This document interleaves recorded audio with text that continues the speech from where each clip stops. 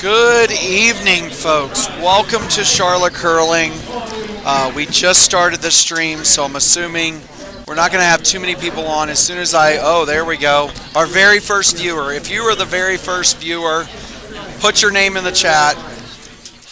Welcome to Charlotte Curling. We are here tonight at the 9:30 draw.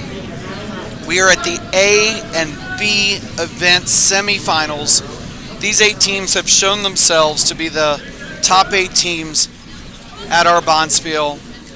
They only have one loss on the sheets. That would be the max in the A event finals or the A semis. They have not lost yet. So tomorrow we'll have all 4 finals. We'll have A, B, C, and D. And the C semis will be played at 8 a.m. And then the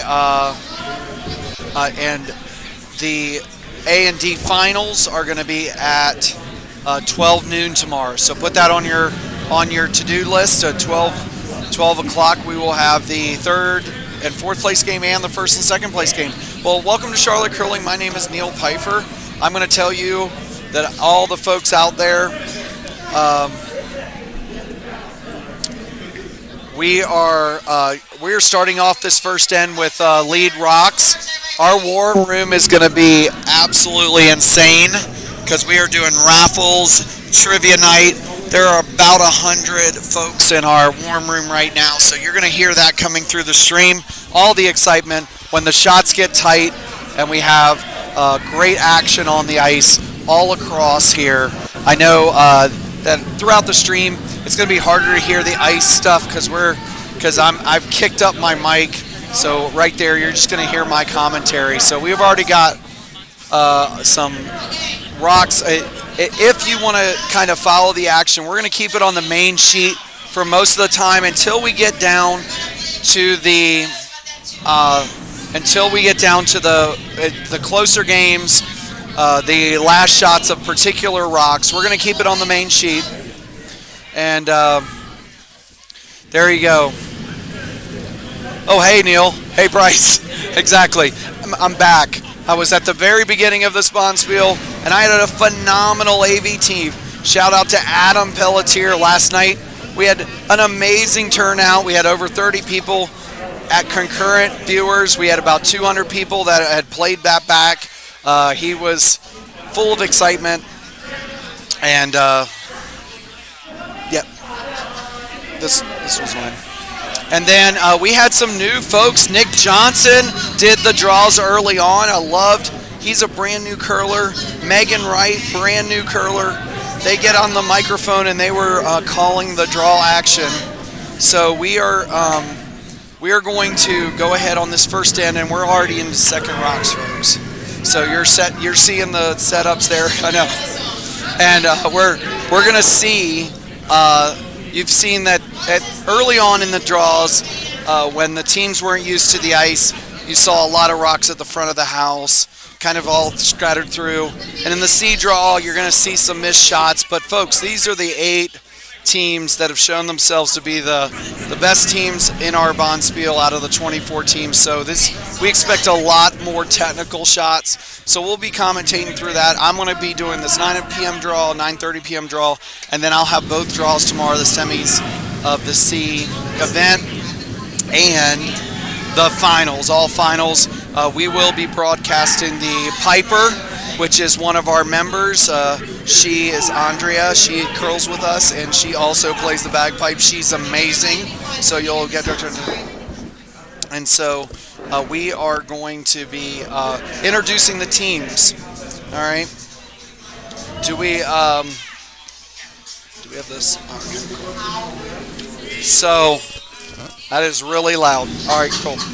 All right. So if we're following along at home, A and D are our A semifinals. So these are the ones that we're going to kind of do. We'll highlight those.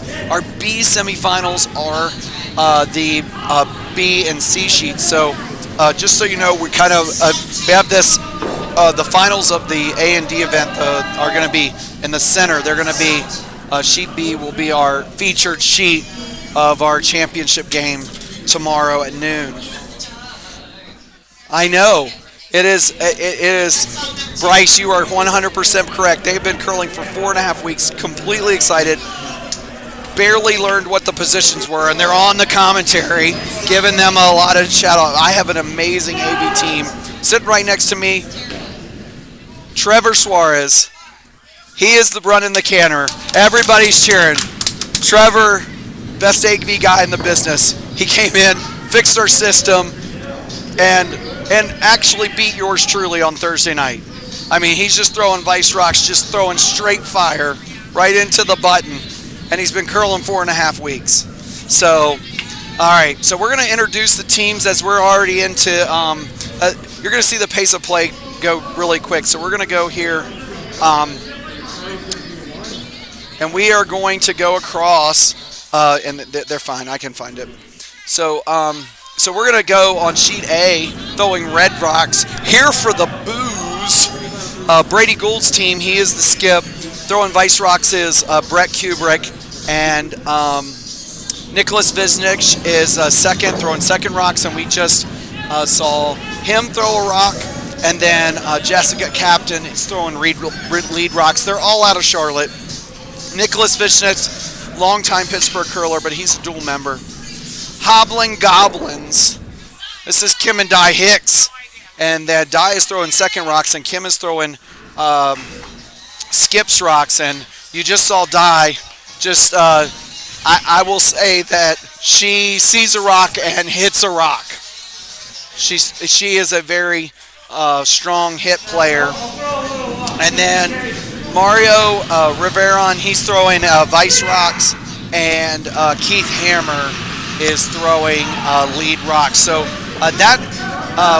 we just watched Nicholas just go out of the hog line and through. And we're on sheet A right now, so he's going to try to throw this double. But oh no, he was actually throwing a little soft weight takeout, just throwing underneath, and it looked like sheet A. There, you don't have to focus on it right now. Sheet A is on.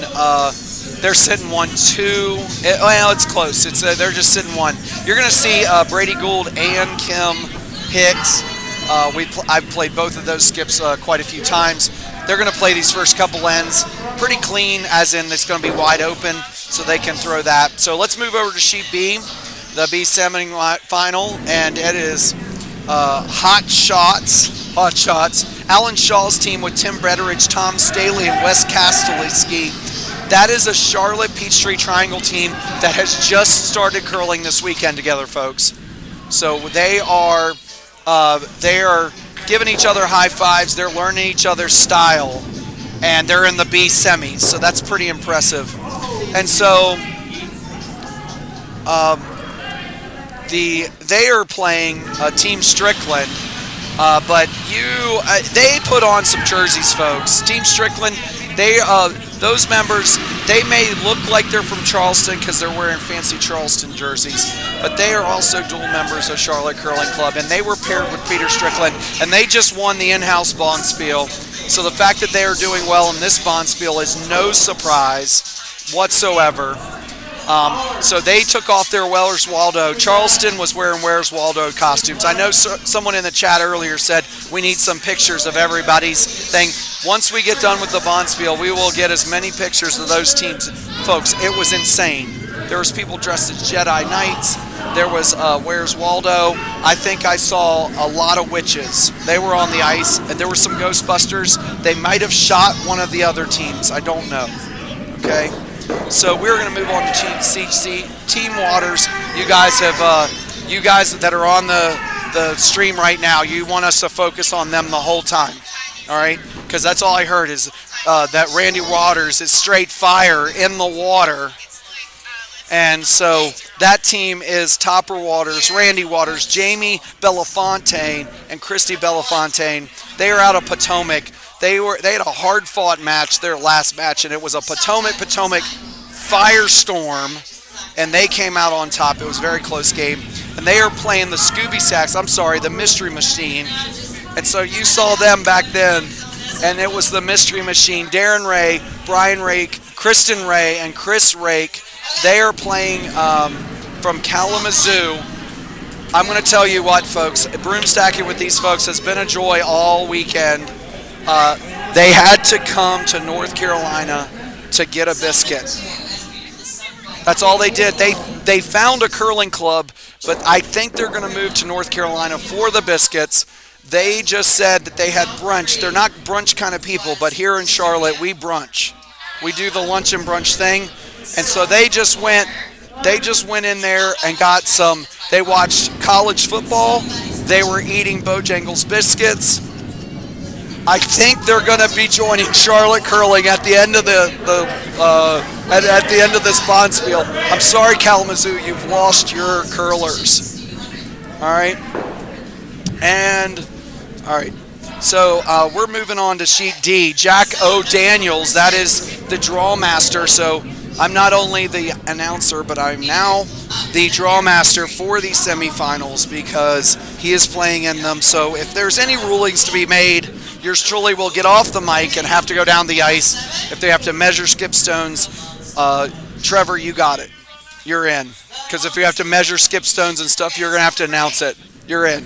Trevor said he's in. He's getting on the mic here shortly.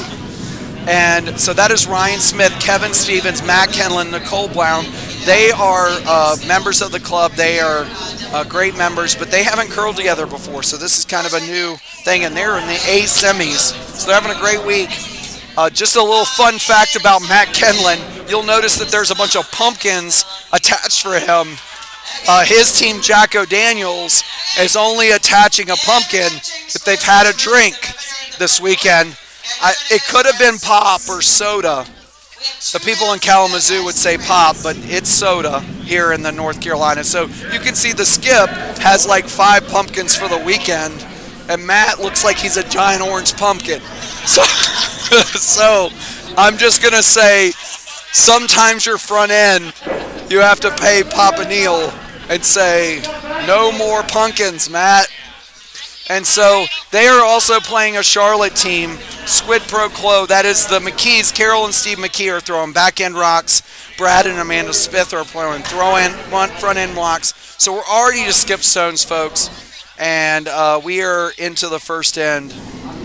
And so those are your teams. That's your lineup going across the sheet. And then it looks, we have a lot of aggressive skips out here. So we have a lot of aggressive skips out there, and he is, we're now singing Rocky Top in the warm room, if y'all can hear it in there. So, and Ryan, on sheet D, I'm going to stay on these semifinal games. Our early ends, I'm going to kind of go on the outside. So if you're inside, like you're watching the B semis, we'll leave those to see how the first few ends go. But we're watching sheet D right now. You don't have to focus in on it. And then, so it looks like Ryan Smith is sitting one. We've got a few outside rocks, but it looks like Steve is lining up for an inside hit and roll. He sees a rock, he hits a rock, folks. I'm just going to say hits are easier, especially at a higher level. So he's going to kind of let that rock flow over, hit, and try to roll in. He might get a double, but he's really just going for a single. He's just trying to get this rock out of here, and we'll see how it goes. He lets it go. It looks like a little narrow, folks. I'll be honest, as it comes down the sheet, it's a little narrow. The sweepers are on it hard. Amanda Smith hammering the sweep, trying to hold it, and they did get a nose hit. They were really trying to roll underneath and get a steal. So Ryan's going to do the same thing. He's gonna take a little more ice because he thinks Steve was on the broom. So he's gonna take a little more ice. He's gonna take a little more ice and then roll in, and then he could be sitting two with hammer. And so that would put a lot of pressure. You don't want to give up 3 on your first end. 2's okay, 1's okay, but you definitely don't want to do that. So. All right, they've cleared out some sheets, and we've got low scoring on the other sheets. So let's go ahead and focus on D for this last 2 shots as Ryan goes ahead and sets up for this. He's in the hack. He's coming out. He's decided to go ahead and draw or guard, and This outside edge of D has been running pretty straight, but draw weight is coming over. He's these sweepers are really on it, trying to keep it off the yellow as best you can. It's curling at the end. It did tick tick. It did guard up that red. He was just trying to get a second, but then he just scored one. So that was go ahead back to the main sheet, and he was just trying to pile in for two, and it just overcurled a bit. Overcurled.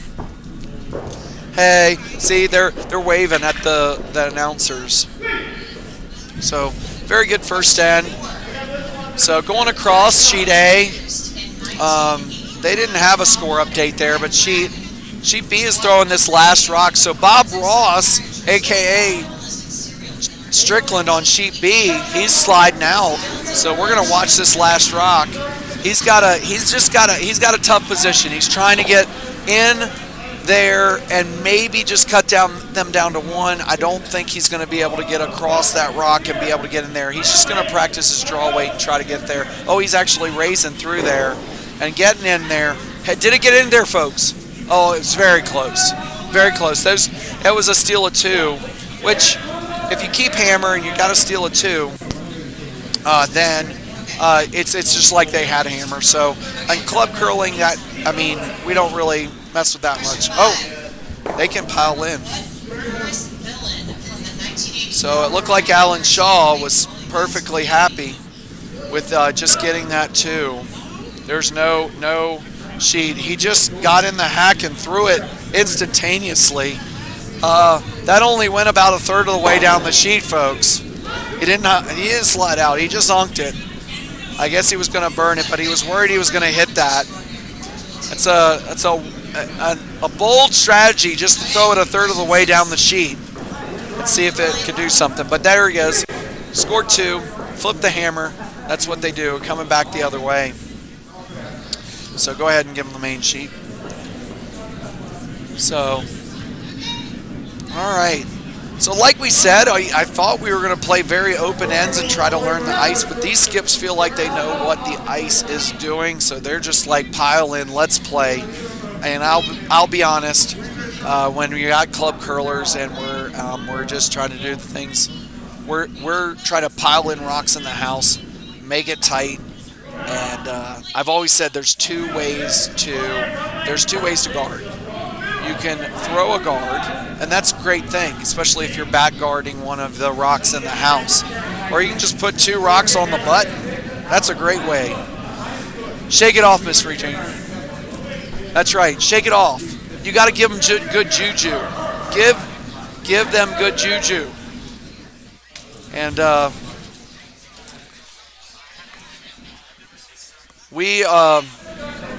so there is a lull in the action in the warm room because right now they're trying to hear the trivia questions. So all right, that question's way too long. I can't give it out to the interwebs. So if there's a short question, I'll go ahead and say trivia, and then I won't tell you the answer. You can't Google it, and then you'll just be in there. So, all right. So we are going to go to sheet A, Team Gould. I think Here for the Booze is what they got named. I guarantee you that Brady did not name that team because he will just name it Team Gould because that's just the way he is. He's just never going to name that. So the other teammates said, we have to find a name, and he probably vetoed three of them. Brett came out of the hack. He's throwing peel weight. He's just trying to get out of this.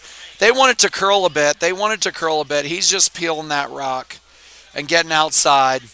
So they're already to vice rocks on the second end. All right. My handsome husband. Okay, question 9. In which Alfred Hitchcock film did the schizophrenic mama's boy Norman Bates first appear? Which Alfred Hitchcock movie did Norman Bates first appear? That is our trivia question right now. If you throw it in the chat for first, I will give you 100,000 credits for nothing in our club. All right, so you can just come in and say I have 100,000 Which series of credits, film featured and villain and then you Burns? got an answer. You use a Throw it in stick the on the chat. arm with You win razors. all the things. I'll give you a shout out. Trees. Those are free. So that's a nice guard there Now from just in which series of Hobblin' films Goblins. is They the needed to. villain It's a staggered guard, so I think Brady's not going to like that. He's going to clear that out. So Brett's going to get in the hack and clear those out. Keep it clean, as Brady likes to do. So Brett's thrown two upweight takeouts. Sweepy's nail? Uh, he threw his out turn a little wide, and so his in turn is a little bit. He got it there. He just didn't give quite enough rate, so he knocked that one into the house. Brady, you won't be able to tell Brady. You have to work with Brady, or skip against him a number of times before you'll find out what his tells are about when he's disappointed. You won't see it on the stream. You won't see it there. So um, as we move across the sheet, I know we've got Scooby Snacks. They're sitting one. There's a couple on the outside. We're on sheet C, and they're just trying to get one in here as they're sweeping really hard. I think they're just trying to tick this in. Yep, watch out. There you go. That was a nice sweep at the end by Mr. Waters. Which psychopathic clown? So it just replaced that guard. We just got one sitting in. Pennywise. So there's not a lot of danger here with that one there behind guard. It's a half guarded rock. You could throw a hack weight little thing at it, but it looks like the call is just going to be draw down to it. Well, one on right there. Just sit one on there. And if it's a little heavy, it's okay. We're just tapping that back. So looks like we got.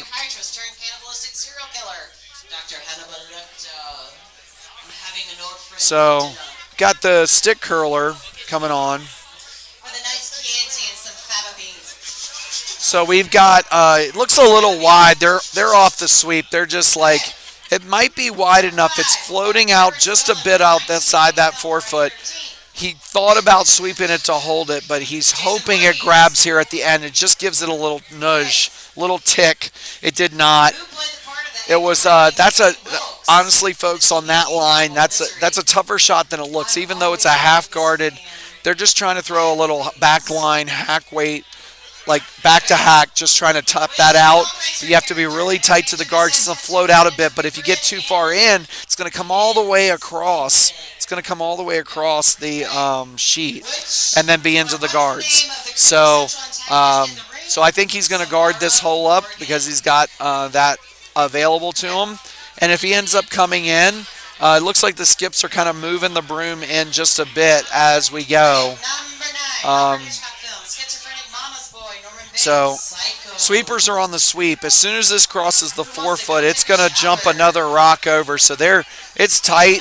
They're on it. They need it to be. He's showing them that he's just as happy with the 3 guard here. When I say 3 guard, it just means close to the house. But then, look, he's happy with it now. Let's go. Let's go. Get it all the way to that 4 foot. Right on the same line. Sunk at the top of the 4 foot. He's giving a little high five with the broom. That's a quality curling shot. Team Waters is now going to try to corner freeze to it. Follow them down in. Try to count that backer. And that's a tough shot. He just had a tough shot to start. And then he went, okay, you missed that one. Let's throw a harder shot. And that's what you do sometimes with your Vice rocks. You just say, you know what? You got to make a rock. These Vice rocks are very important. They're setting up the end. It looks much better line, much better weight. And he's going to put his broom up. He's happy with that little tap. It did push it out into cover. And yes, it looks like yellow is still sitting shot. I don't know on the feed if you can tell, but it's close. The skips aren't even looking at it because they're thinking, oh, we can do something with this. But that might be close enough for a measure. But they're just trying to get on the inside of this as it's a rock higher. So as they're moving it up, they're trying to curl over. So these are pretty technical shots. So We're going to watch this one last shot, and then we'll go to the main sheet. And I know at some of the other feeds, you guys were worried that we were focused on too many, like one sheet for too long. But we will give you the main down sheet view, well, especially when we start seeing these vice and skip rocks. Okay, he's worried about it. It's a little heavier. He's trying to get it's by and right on the inside. That's a nice shot and got the bonus of the double. Now they're sitting 1, 2, and 3. That one that they just hit at about hack or board weight, they just moved it right over into cover. So now Mr. Waters of Team Waters is going to have to throw either the other line hit to try to limit, or he's going to have to throw the line that he's just been calling for all these curlers. Most of us skips, we're not gonna call the opposite line when we haven't gone down it. So we're gonna go out wider. But he's not. He's noticing it's not curling much, so he's gonna just try to bring it on over. He's thinking it's on C. It's just floating out in that out turn just a bit. So he's got it pretty tight line call here because he doesn't want to show any piece of this rock to a Scooby Snack eating mystery machine because they are. They gave up 2, but they're looking really good. This is going to be a tough draw. And honestly, if he throws it at true draw weight, I think it's going to be under the guards. I don't know. Let's see. Mr. Waters comes out with his out turn. He is narrow of the broom. They're on it hard. Is it going to float out a bunch? Yes, it does. It actually looks really good. That line was a perfect call. And then it's coming over. And it's right in. It's coming down. He put a little more weight on it. Oh, it over curled and he could sweep it through, and they're still sitting 3. That was what you needed to do. And I think the vice is going to say sorry to him because he should have had him on the sweep the whole time and kept that one on the back rock to outcount those 2 and then limit the damage. But it looks like we're moving this line in a little tighter because they saw what weight they could throw. Now they're just looking for something in the top 12. It doesn't need to outcount that back one because they've already got 3. They're already coming down. The other side, though, is wide open for that double to come or just to hit and roll under. So they're just ignoring that and going with the draw to put it in the top 4. As you're moving across on sheet D, let's go to sheet D really quickly. Sheet A's wide open. Sheet D, let's look at this because we got 1, 2, 3, and we got a draw coming in here from Jacko Daniels, and it had to. He's just a little heavy. Just a bit heavy on that first skips rock. So now there's 3 counters right there in the back of the hack for Squid Pro Quo. So with a wall of guards, he wants it up in the top 12. He wants to guard those 3, make him make a raise. Those, as you look across the top of the house on sheet D, it looks like any one of those 4 could slide back. But from my angles here, it looks like it would have to. They're all half covered. I'm going to be honest. Only the very on screen left, but from the hack on the right, that's the only one that would be an easy raise.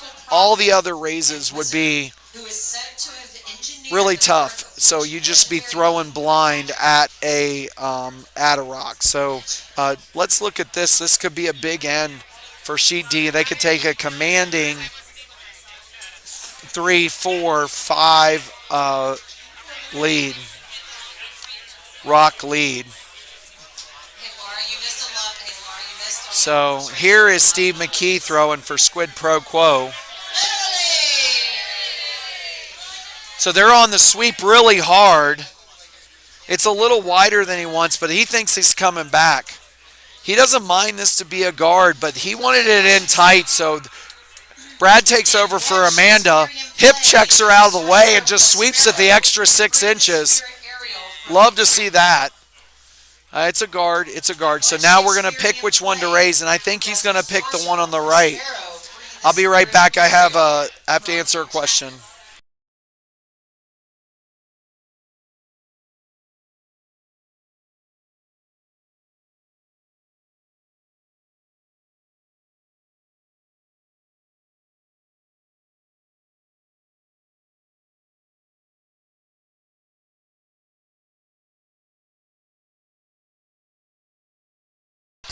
So, folks, we had a mild emergency here at the bar. We had to change a keg.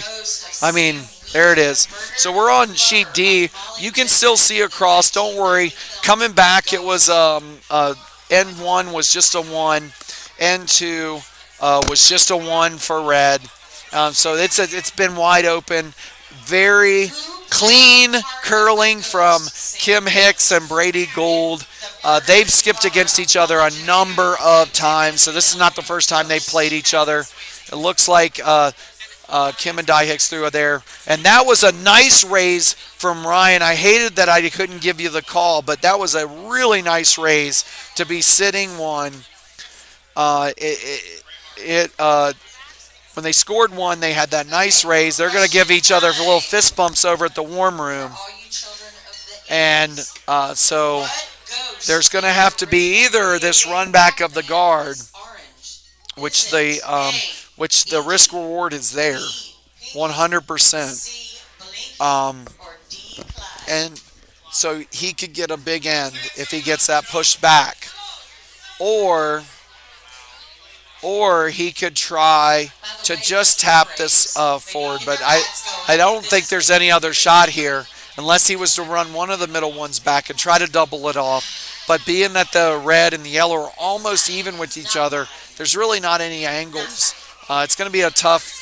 This is a big swing in the game. It could be a 5-point swing with this shot. As Steve McKee gets in the hack, he's going to have to. He's just looking. We have thrown a number of rocks on this line, and so he's had a good look at what the angles are going to be.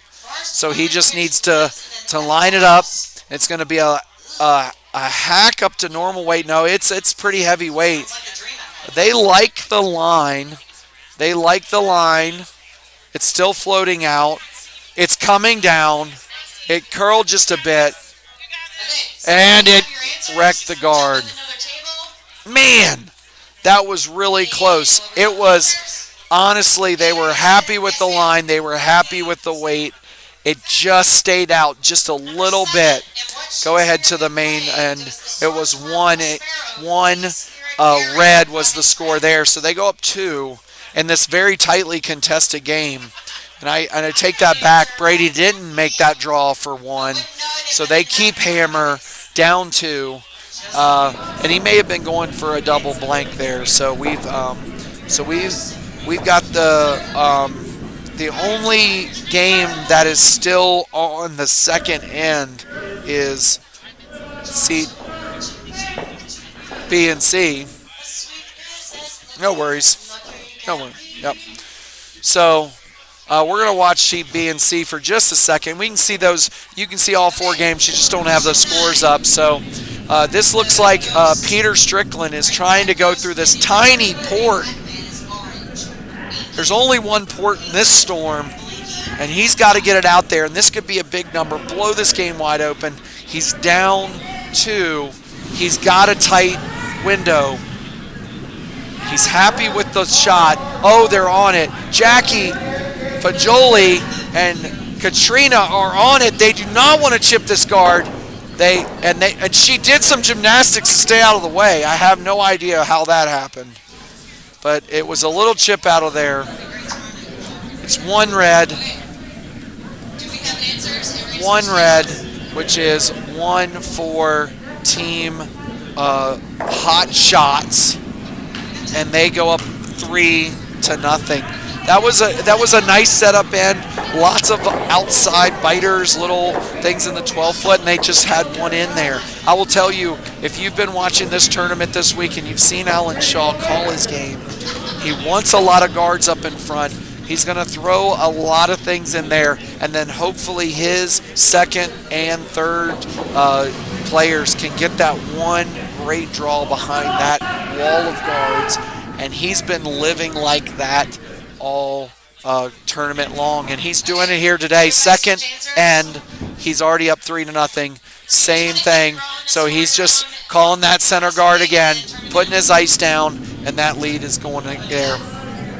Go ahead to the main down sheet. So going across the board here, we've got 2 to nothing on sheet A semifinal A semis.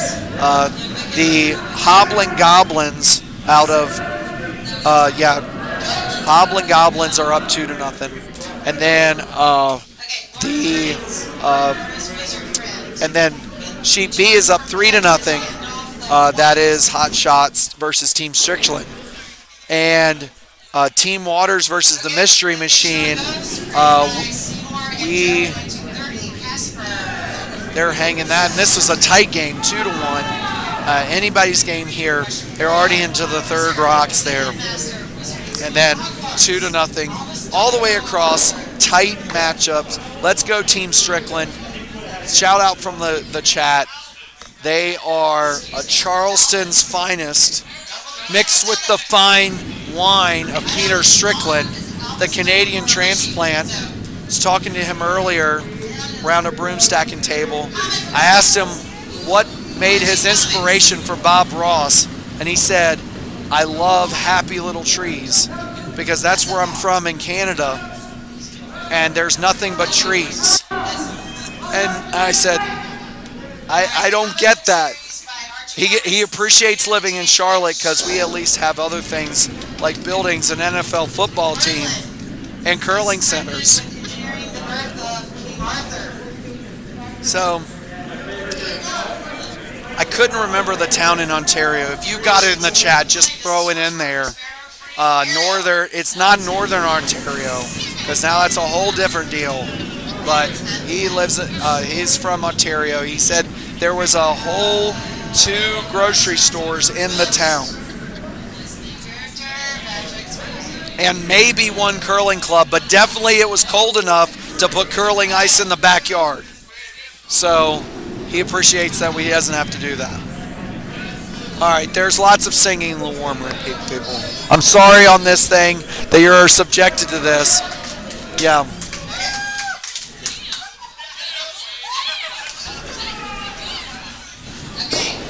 So, all right. Early in this match, we've already got lead rocks from Megan. And Megan, you heard her stylish musings just this afternoon. Brand new curler out there, throwing for Squid Pro Quo, trying to get through this hole.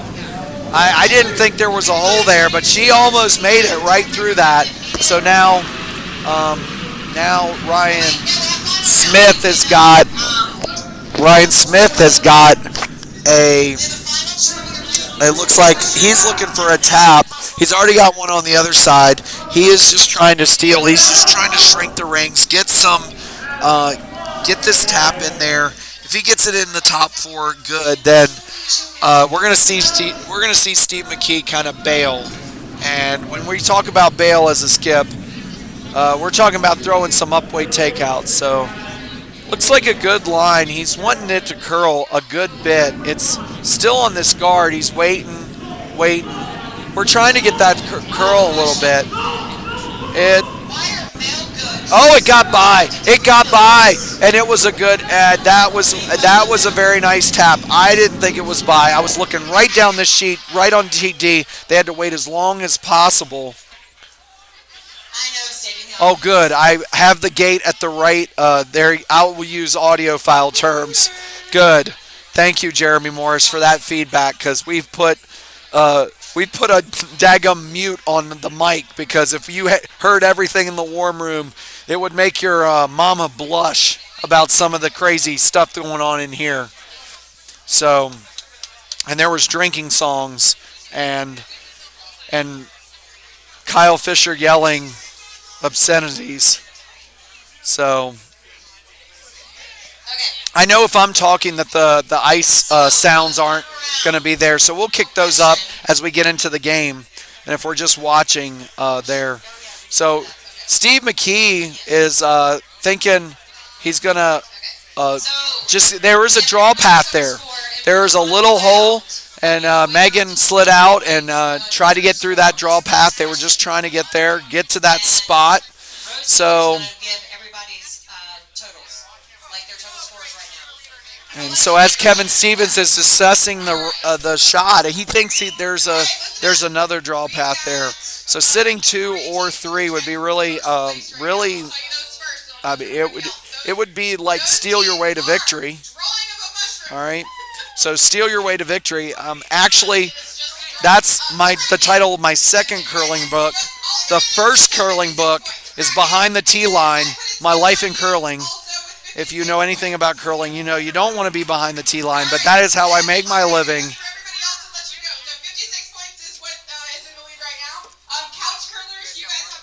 Oh yeah, you missed. Well, people are yelling "cold fart" into the microphone, so I'll pass that along to you. All right. So we can't have that on the live stream. All right. So it's a tight line call, and they're on it. Kevin must have been a little narrow of the broom. He's coming down. Nicole and Matt are on it. Then they're up. They're wanting this to come over just a bit more. They like this. It's a little heavy, folks. It just nicked in there and then just slid right over to the forefoot. That was not the called shot, but I doubt Ryan Smith is going to say sorry because that is a really good spot for him. And now it did open up that draw path a little more, and I think Brad's going to take advantage of it. He's going to come right down and try to sit right on top of it. This is what Vice Rocks are all about. It's the hard shots. So, all right. I'm just going to tell you, folks, there is random cheering about trivia questions that have nothing to do with anything. All right, so this is a little wide. They're going to wait for this thing they're going to try to carve in. They're sweeping as they come down, trying to get it to curl just a bit. And it will drop off right after the hog line. But you know what? Both skips did that. They both called a little more ice than they thought. It was going to fall off. It didn't. Maybe it was the weight. Maybe it was. So that opened that right back up. So he's probably going to just call that same line, maybe at the top 12, plug that hole up. Now they're sitting 4. Count them: 1, 2, 3, 4. And he just needs this to be a little lighter. Kevin Stevens, the bald assassin, as he comes down. He's going to throw. They're worried about the line here, or the weight. I don't know which, but he's got plenty of line. Staring right down at D. And he just needs this to plug the hole. And it's going to curl over nicely and be a very good guard. That is a tough spot. And now Steve stands there as if he has no idea what to do. Folks, you're watching the stream just like me. What's the pro call? What's the club call? Yeah. You can turn the gate down if you want just a bit. Go into the settings. All right.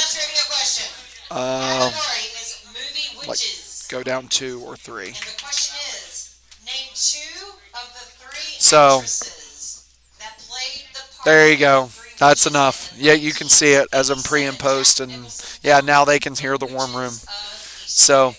All right, here we go. Brad's going to try to clear out some of the center ones. He looks like they're on the sweep. They're on the sweep. He threw plenty of weight, folks. He's trying to keep that as straight as possible. Those ladies did a great job. Cleared out the center, but it was a nose hit. They did take them down from 4 to 2, just trying there. And it looks like Ryan is going to throw a really high center guard or a half cover guard, trying to half cover that shot rock, and I don't know what would you call out there, because I'm looking at this setup, and that's all right. So I think what he's going to line up is. He's either going to line up a guard where it chips and tries to get in, or he thinks that that yellow will chip out the yellow that's already in the top 12. And he's trying to. They probably talked about 4 shots. I've curled with both of these gentlemen before. They in that 30-second conversation, they just talked about 15 shots and 5 weights. So I have no clue if they're going to end up with a 3 guard here, right, coming over, trying to move something out, or if they're going to try to let it come all the way over, get on the other side of that yellow, and let's see what is going to happen. Nope, he's not in the hack. He's got to talk about it a bit more. He thinks he's going to. I think he's going to end up narrowing up this line, because we saw from the previous 3 shots that we were thinking it was going to curl more, but it didn't curl to the hog line. So that shot looks on Broom. It looks on Broom. Maybe a bit light. He's going to say wait. They're calling out the weight, and they're just trying to get it something high. It's coming across. A little tick here wouldn't be terrible. All right, now it just lines everything up perfect. Ryan's not going to be happy with that shot, but that still makes a 20-foot run back to get 1.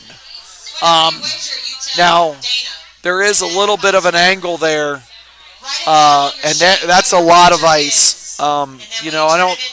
They've been curling on this sheet the whole time, so they might be just tapping for a shot instead of tapping to hit. There's no real reason to tap for a hit because you can't get the double. Like that raised double. We got a whole wall of guards out front. So they're just trying to tap this into the 4-foot, maybe into the button, cut them down. If they steal 1, it's okay. You're still in it. You're down 3-0. All right. So let's see. Steve's in the hack. We're going to do this. He gave a great run at the last raise. So we're going to try this raise. Looks a bit narrow of what they called. They're hammering it. Amanda and Megan are really hammering the sweep. It looks like there is a hole here, folks. It may over curl. But it just chipped that guard just a bit. And it was just a little light, so that's a steal of 2 and a commanding 4-0 lead. So as we go to the main sheet, I know we're going there. I got it.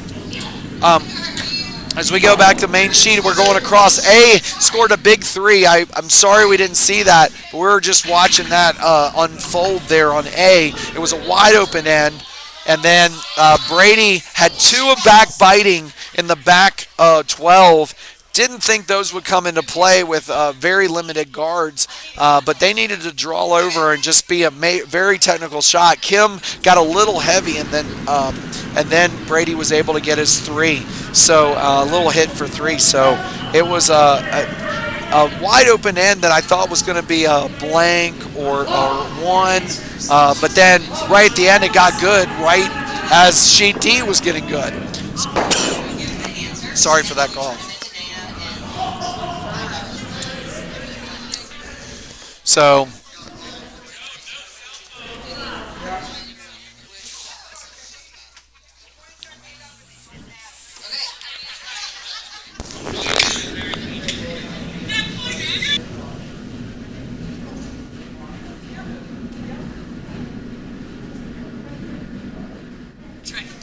final trivia.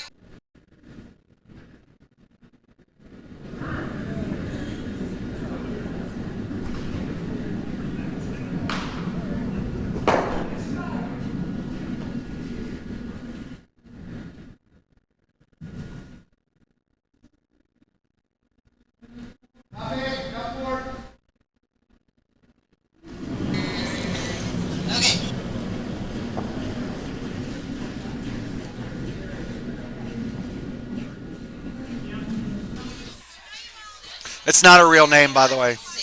All right, so in the chat, you could put 2 of the 3 witches from the 1987 cult classic, Hocus Pocus. That was the final Jeopardy trivia question. I'm sorry, I shouldn't say Jeopardy to the interwebs. I might get sued by Jeopardy. Or they may just allow me to be the host. I heard they were looking for one. so, so we're throwing back in the house. We're playing a very clean end. Kim is okay with this because just down one on sheet A, we're playing clean ends. But that is not what's happening on sheet B. On their last rock, we got to get a raise. He's playing this tap raise. He's going to hit them both. And, oh my goodness, it was a great run at it. You heard the Warm Room's reaction. It was a great run at it. It might be, they're just taking a quick look, but it looks like a steal of 2 and a commanding 4-0 lead for the Jack O. Daniels Squid Pro Quo.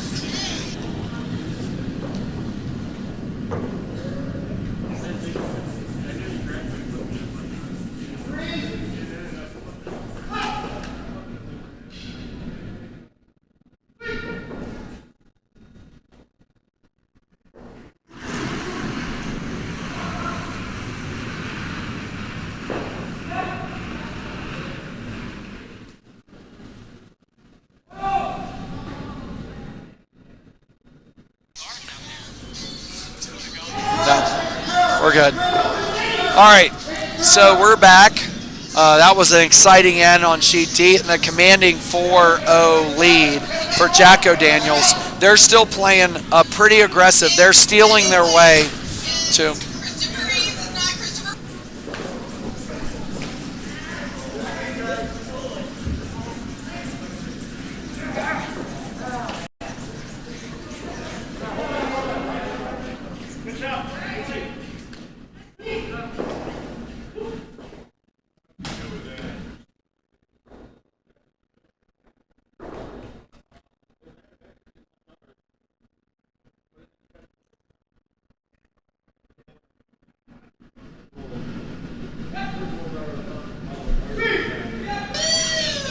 All right, so we congratulate. I'm coming back and we're talking about curling action, but all I can see is I stare slack-jawed at the ridiculous nerdiness of all the trivia competitors. And congratulations to all the winning teams. Christopher Reeves is not Christopher Walken. And also, we like to be first place. That's the first place team. And if you want to name yourself, we like to be first place, you better be first place. So it looks like on sheet A, we still got this trading rocks of hit. But it looks like one of our hits was a little bit off, just a little bit off. So we're going to come back through and throw that rock and try to put it right back on top. Looks like there's it was supposed to be a corner guard, but it's right in the center or just off center. So he's going to either throw. It looks like he's looking for a center guard, but if it comes in, he definitely doesn't want it any more than the 12-foot. Looks a little wide, so it says come in. Brett's just trying to carve this in and sweep it. Definitely is in the house, and he nudged that over and then sat open. Very even. It's a flat double opportunity. He might hit and roll.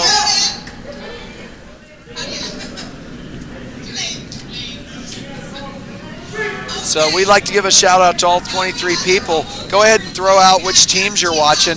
This B semi, A semifinal. So on the outside, sheet A and D, here for the Booze and Cobgoblins. Those are the A semis, and Jacko Daniels and Squid Pro Quo, they are the A semis. And then the B semifinals is in the center, Hot Shots versus Team Strickland. Charleston-based club with the Charlotte Skip against an Allen Shaw conglomerate of curlers. And then Team Waters against Mystery Machine. We'd love to all the out-of-town curlers. I love that our draw master, Ryan Smith, who's stepping into the house to call this hit on sheet D and just hit and roll over. He was our draw master. He thanked all the volunteers on Saturday night. So those of you out there that have been running Bonspiels, that have been seeing Bonspiels, that thank all their volunteers on the finals night, which is usually Friday morning or afternoon, early afternoon. He thanked all the volunteers on He thanked all those volunteers tonight and got a big round of applause. It's a really nice job.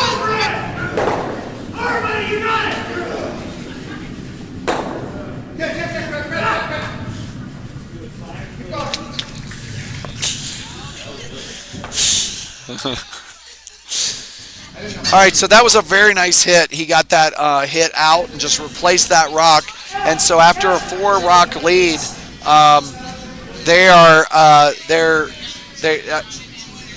oh, I'm sorry. He was trying to replace that rock, and he was just a bit narrow of the broom, didn't get the result he wanted. So now he's got 2 sitting up front.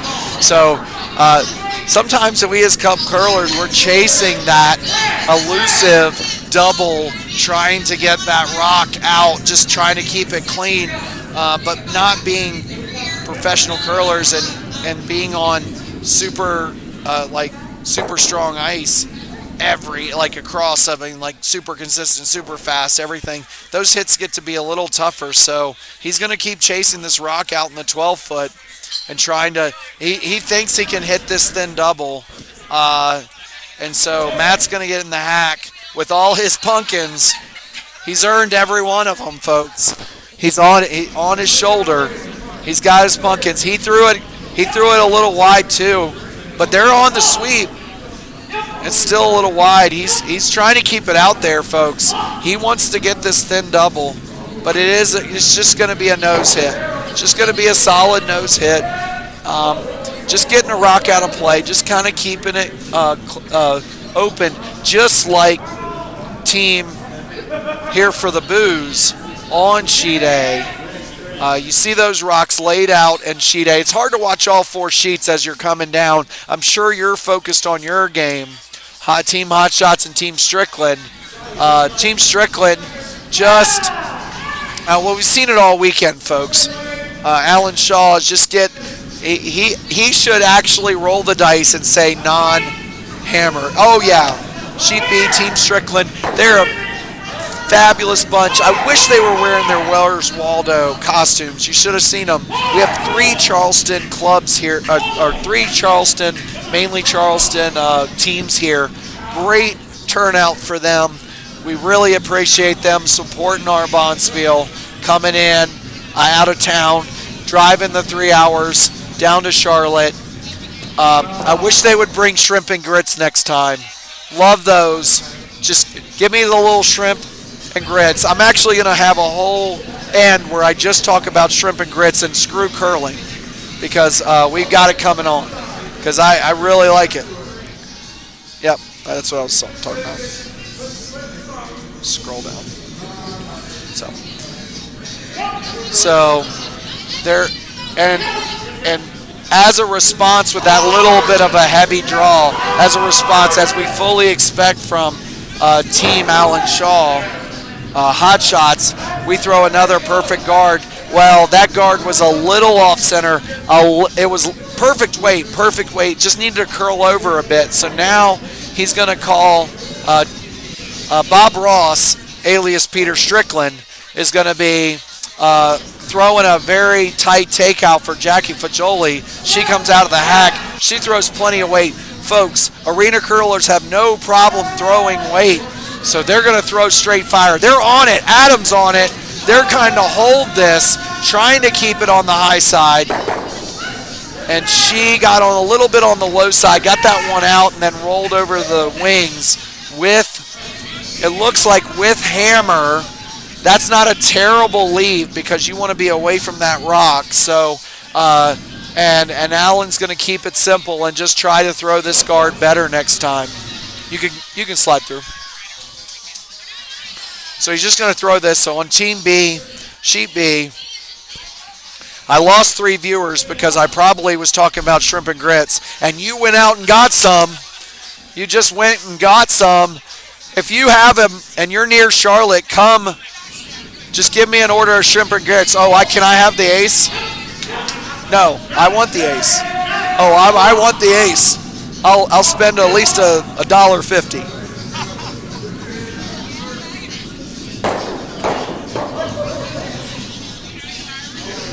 So that guard actually ends up being on the other side, We saw the result. It's in the top 12. It's a little wider, um, but it's still a port there, still a hole there. So now instead of Jackie Fajoli throwing second rocks, we've got Adam Freeman.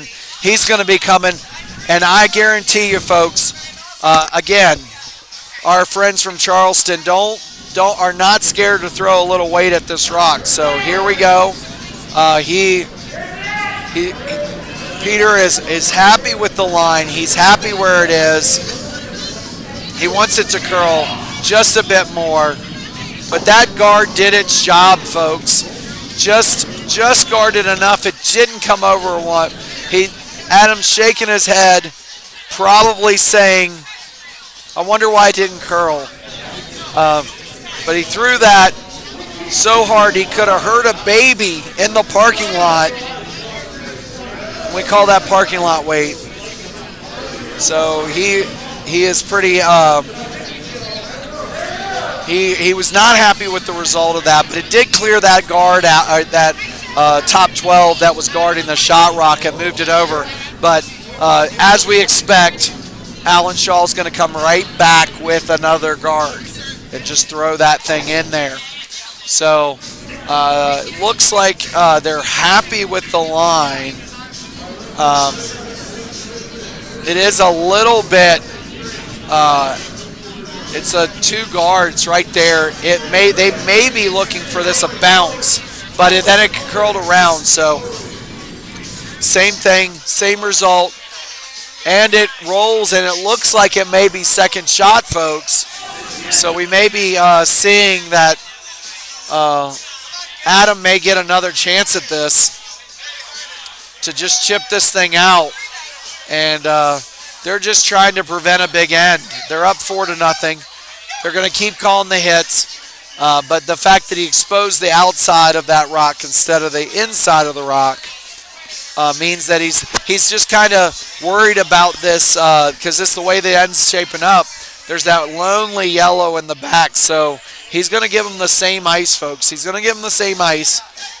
And he knows that Adam threw maybe a bit, just a touch wider than what he called, or he had rough ice, so he may go out a little wider. So he's going to bring that broom right to the same spot to give that shooter the same ice call. So you saw it, it's coming across. Little lighter weight here. Definitely not hurting anyone. Yes! I love that. And it's a very nice shot. Really quiet weight. Pushing it to the back. Peter gets on the sweep. Now they're shot. They're sitting 1-3, folks. I appreciate it, Becky.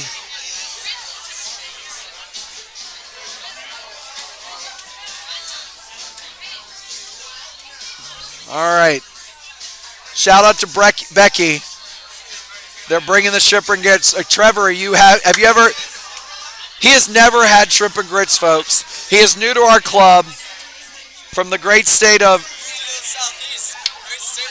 Yeah, Wisconsin, exactly. Now, if we're talking cheese curds, then he knows what he's talking about.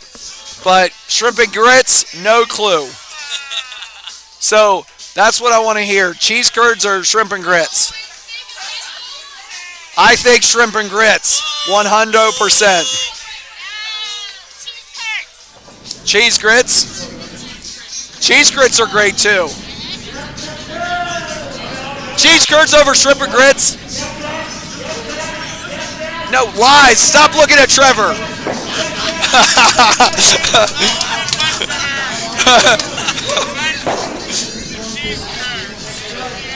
All right. Back to curling, folks. Yeah, I know. Oh, that's not fair. We got the whole Midwest sitting in the front row. So, here, and pie for everyone. Cheese curds or shrimp and grits? Cheese curds or shrimp and grits? Shrimp and grits. Easy. Thank you. No.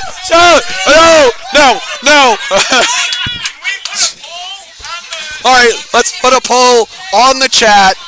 cheese curds or shrimp and grits. We've lost control of the curling, folks. We've now become a food network. No. Curdled cheese or shrimp and grits. All right. All right, so exactly. All right. If you have never had cheese curds or shrimp and grits, please hold off on voting.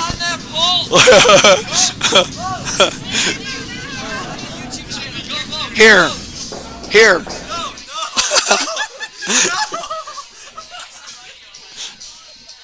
It's on there somewhere. So, all right, back to curling, folks. We had another steal of 2 on sheet D. That I will fight the shrimp and grits fight for you, Bryce and Becky. Shrimp and grits are winning. They're all logging on, folks. It's become a regional battle. People are. It's. Oh no! It's. Come on, honey. All right, come on. Shrimp and grits people have to vote. All right. So back to the curling.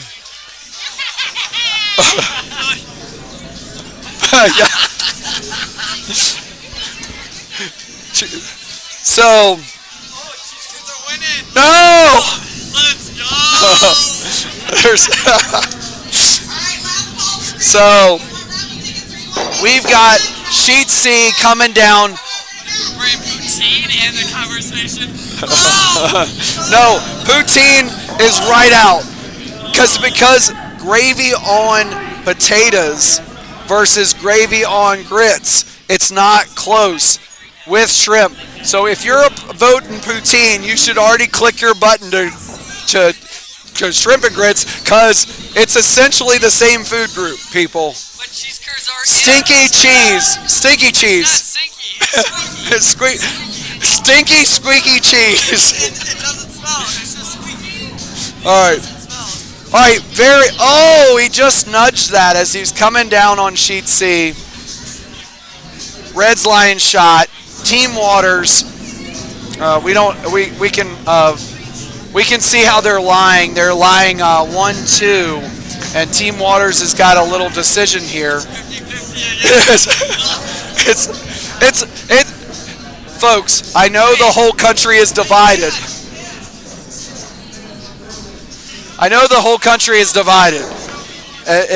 This may be a cheese curds and shrimp and grits phenomenon. All right.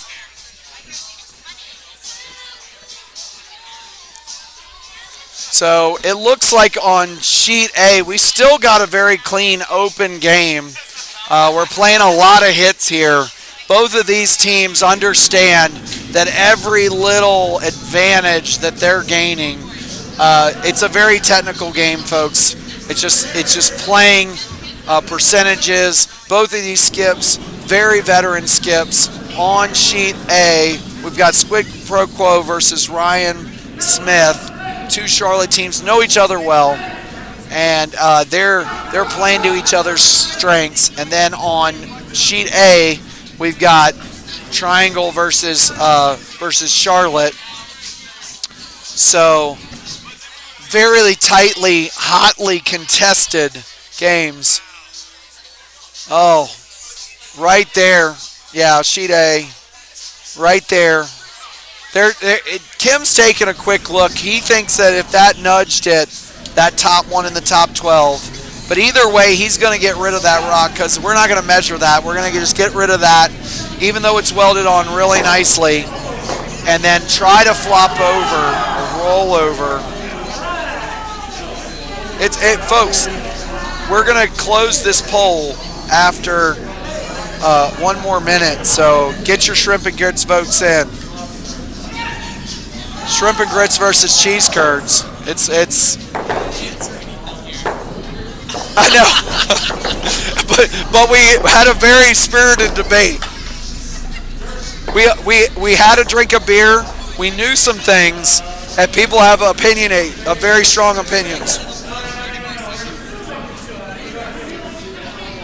I don't know how you can vote multiple times, but please, please get on there and put your shrimp and grit vote.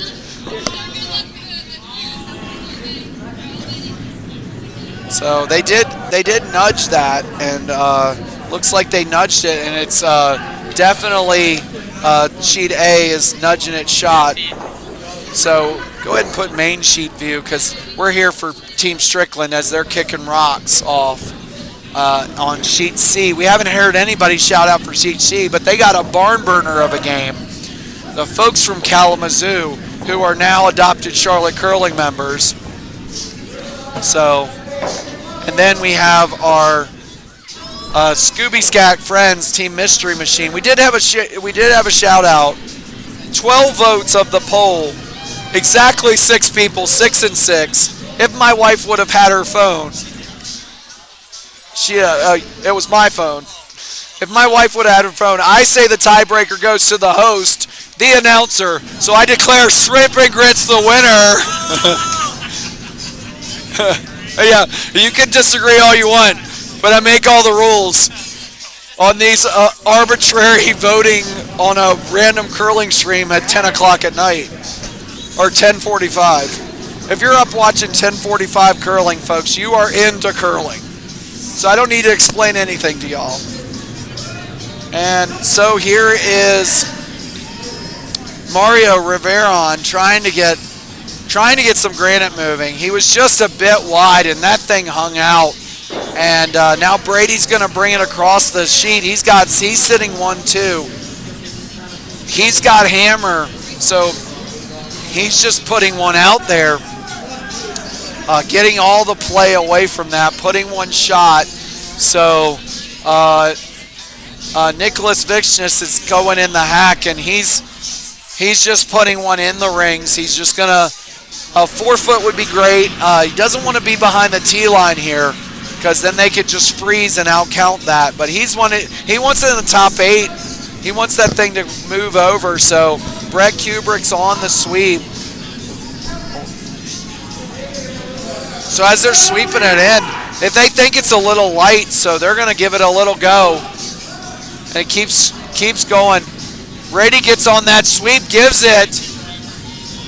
And they're happy with that. They're happy with that in the 8 foot guarded up out there. All right, cool. Folks, crisis averted. We were able to tap the keg. I mean, when you come to the Charlotte Curling Club, you cannot have no beer. All right, so it didn't take long for Kim to call this shot. He's going to go ahead and hit this one out that is shot. I think he's hoping that he gets on the inside of this a bit, and gets on the inside of this and then rolls over, and maybe he gets a little bonus, but Dye is on the sweep trying to push this thing over. And it did chip out his, and it stuck. And I'll be honest, Brady was expecting that if they couldn't get to the true inside of that rock, that it was going to be there and flop open. So now Nicholas is going to just get in the hack. He's going to keep this on the high side, roll it out wide. He might even give him a little bit more ice. A nose hit here is not a bad thing because it's above the tee line. So as long as he doesn't blind miss this shot, which will be really shocking at this level. So they're trying to curl it. He's just hit. Oh, he got a nice little roll. Oh, and it just rubbed in, and then it just was an extra counter. So it did create a little pocket there where it just kind of came over. So we'll see what Kim, because we're into Skip's Rocks now. Brady had he waited the first 2 ends to get that steel. He let them get the one on the hammer steel, and then he got his big end on the 3, and it's looking like he's shaping up to be another big end on sheet A. We're going to slide over there. We're on early rocks on D and on C and on B. We'll go back to that main sheet. Yeah, exactly. So, So we've got a barn burner of a game, and these skips are taking their time, thinking about each shot, each and every shot. So, all right. So Kim has decided he needs to draw one in here. He's got tight ice. He's going to call this. It's hard to see without being behind the hack, but he's got it tight, and he's going to try to be shot after this rock. And honestly, folks, he just wants to be T-line weight above that where he can't, where it's half guarded. Half guarded here would be wonderful. But honestly, he just wants it to really be really hard to get that rock out of it. So. Take your pick of Fireball or Bushmills in a shot glass. Finish off with lots of salty goodies just to make you take another shot. Let's see who won this one. You want to draw them out? Let's take a look at shoot whatever. Are you in here? Okay, and then I'll switch. Oh, okay, cool. I will do that. Thank you, Trevor. He is my Sage AV director. I can actually take direction. Need to do that. So here's Kim's draw. They're not happy with the line. They're trying to push it over a bit. They might not be happy with the weight either, but they're letting it curl. Now they're on the sweep. This looks like a good rock. If it's just a bit light, and he is. Oh, folks. How did it end? Oh my gosh, he welded it on. Just making all of those counters. What a amazing curling shot.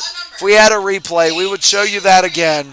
Because I'm going to tell you, folks, now Brady's got a Brady. 2, 3, 2, 8, 9. Anybody? Mine says Neil. Well, no, mine says Neil on the back. Oh, look fast. No, there's no looking. We're doing. It might be somebody on the ice. Yeah. We'll keep that one with this basket. Oh, okay, perfect. All right. It was totally for that purpose, and I've got. Oh, perfect. Let's do it. Tape it. All right. All right, that's the ring premiere. Now we have the Well, advent calendar. Brady has decided on a run back here. He just wants to unlock these. He's just trying to make some of those counters count. But Kim had a beautiful curling shot to get there.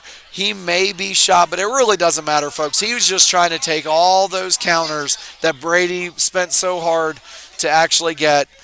He took those out of play. So he's going to have to run this back. He's wanting it to. They're holding the line. They're on the sweep. Trying to get it to go. Keeping it on there. Oh, just got it out. But I will be honest, folks, he's not unhappy with that shot. He unlocked the back one, exposed that one counter.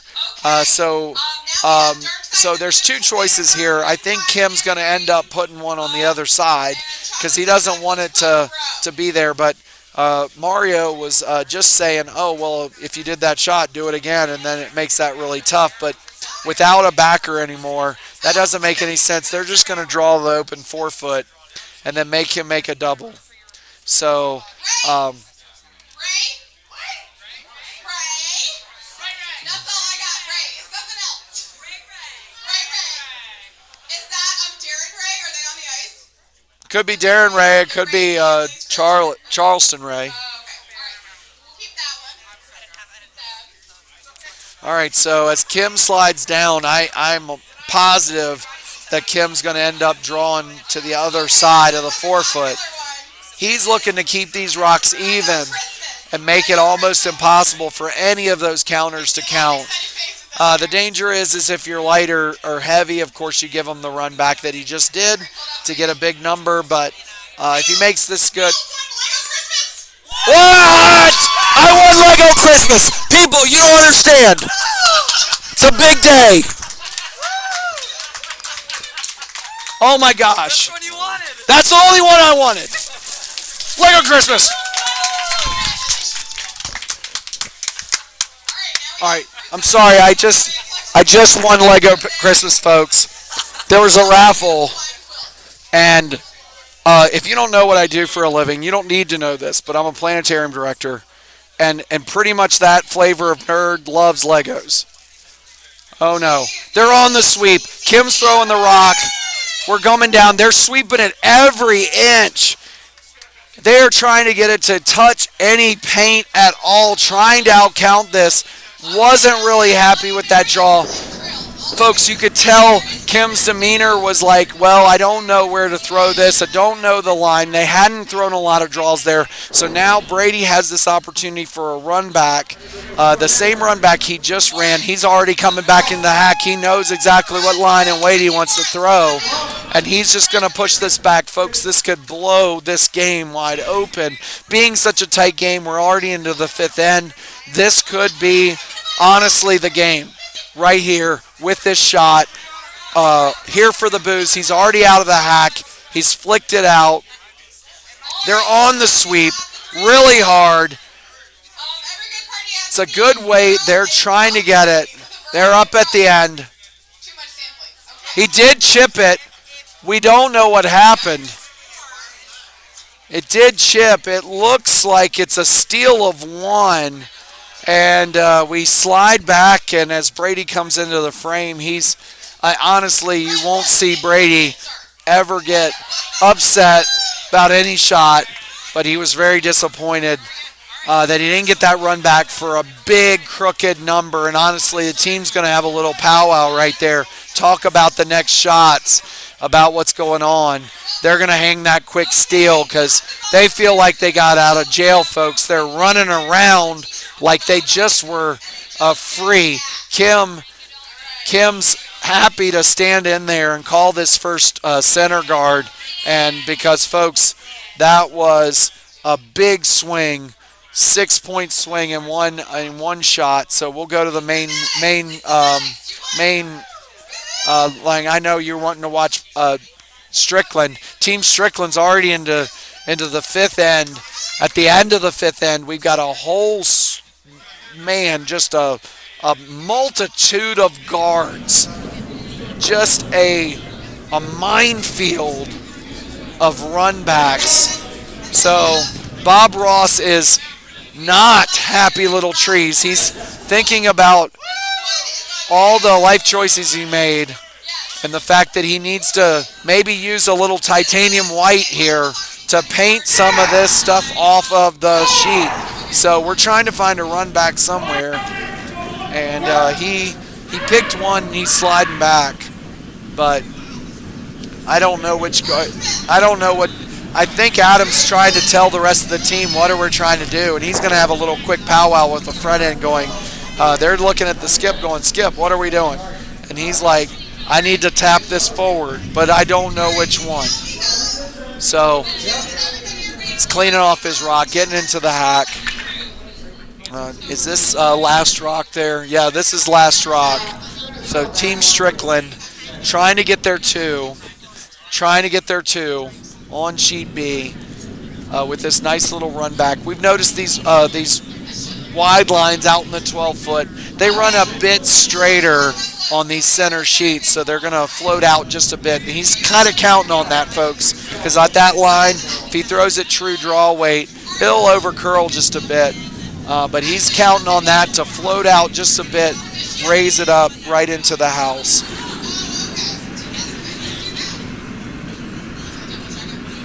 So he's on it. They like the weight. They're trying to curl it. Fajoli's on the sweep, trying to curl it a bit. They were not aiming at that rock. It over-curled right at the end.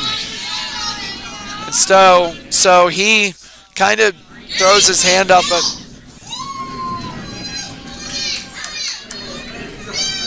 yay, new curlers just won a raffle.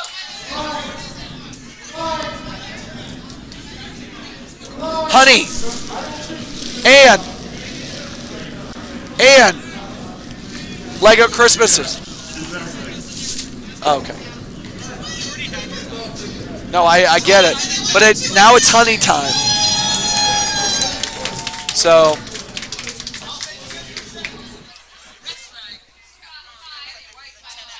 So as Alan Shaw gets in the hack, I thought it was last rock, but it was not. And now it is last rock. We can just keep it up. And Alan Shaw's just trying to find his tap game. He's a bit narrow. They're on the sweep, I think, for line and weight. He's just hoping to hit something here for shot. They're between two rocks. He gets them off, and he's just like, yeah, maybe this will tap. That's Team Strickland and Hot Shots. And sure enough, Alan Shaw does tap that shot.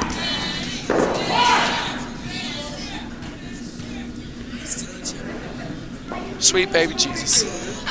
You have the worst announcer on Charlotte Curling. Brand new curlers could, take off the last rock. I looked and I thought it was last rock, folks. With all those guards out front, I thought, now yellow. Yeah. So,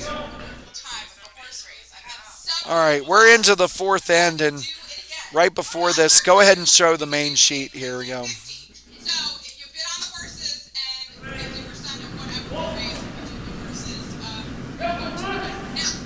So.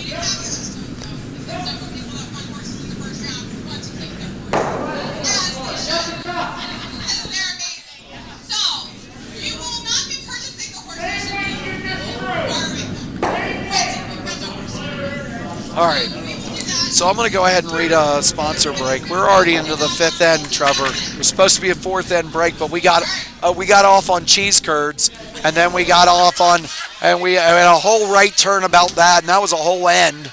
So as Bob Ross gets in there, so we're going to talk about QRS, one of our title sponsors. It's a perfect segue, cheese curds to quality renovation services.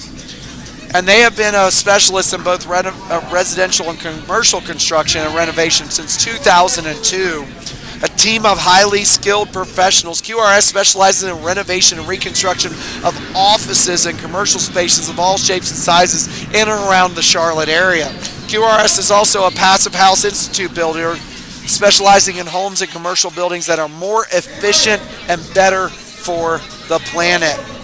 And QRS will consult on spaces for your business so you know quality of your construction and what hidden issues may exist. QRS will perform the required construction, taking your property from its existing condition to a much finer finished product.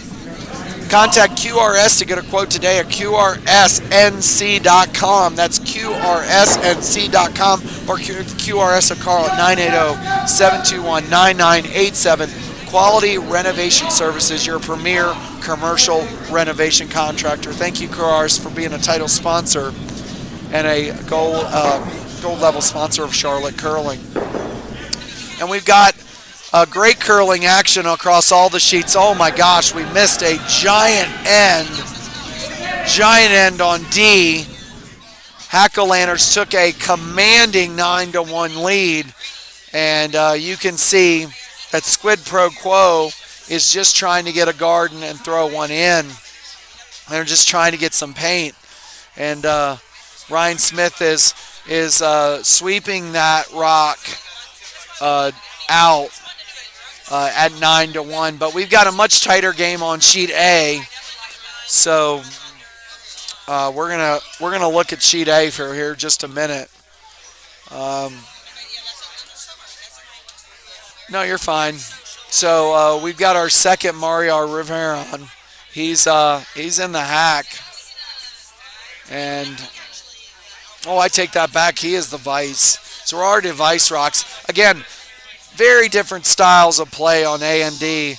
Wide open on A and a very clean, super technical game. And on D, we've got a few more guards. But you've seen it clean up. As soon as one team gets a big lead, they're honestly just going to go ahead and try to get a lot of hits.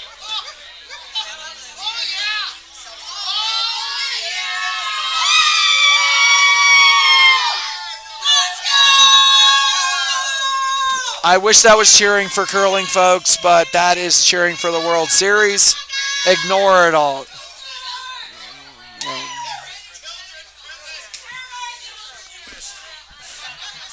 So we had another, so it looks like Nicholas Vishnis is just going to try to hit this out with a hammer on the sixth end. They're just trying to hit this and stick. He was trying to get to the inside of it, but that was really solid weight, good throw, just putting it shot. And I expect Kim to come back with Mario to hit again. Just move this rock, keep moving it up. He's just taking a minute to kind of see. You can put it on the main down sheet.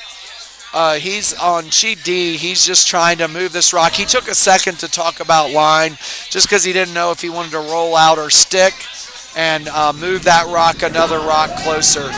Mario may be inside. They're a little worried about this. This would be, hitting the guard would be disaster here.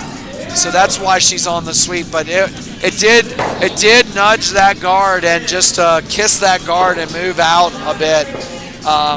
So that was, you may not have seen it on the stream. It was really tar, but it just kind of wicked that guard and stayed straight. That was pretty lucky because if he had caught any more of that, it would have bounced and moved all the way on the other side of the sheet. So Nicholas comes back down. They're playing this game pretty quick, folks.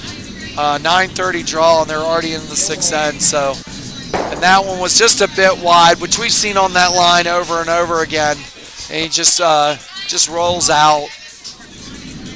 So now we're into skips rocks on sheet A. The other games have spread out. The Team Strickland is just searching for a way to get some counters in. And I will tell you, folks, it's a frustrating death by 1,000 cuts when you get stolen on 3 or 4 times. And I'll tell you, it's tough to come back from that. Just having this idea that they're going to throw one on the button and then for some reason they can't get rid of it. It's almost like a force fields around that. So we've got Team Strickland just searching to get around this guard, trying to find a counter and get back into this game. And then on C and D, they're a little bit further out.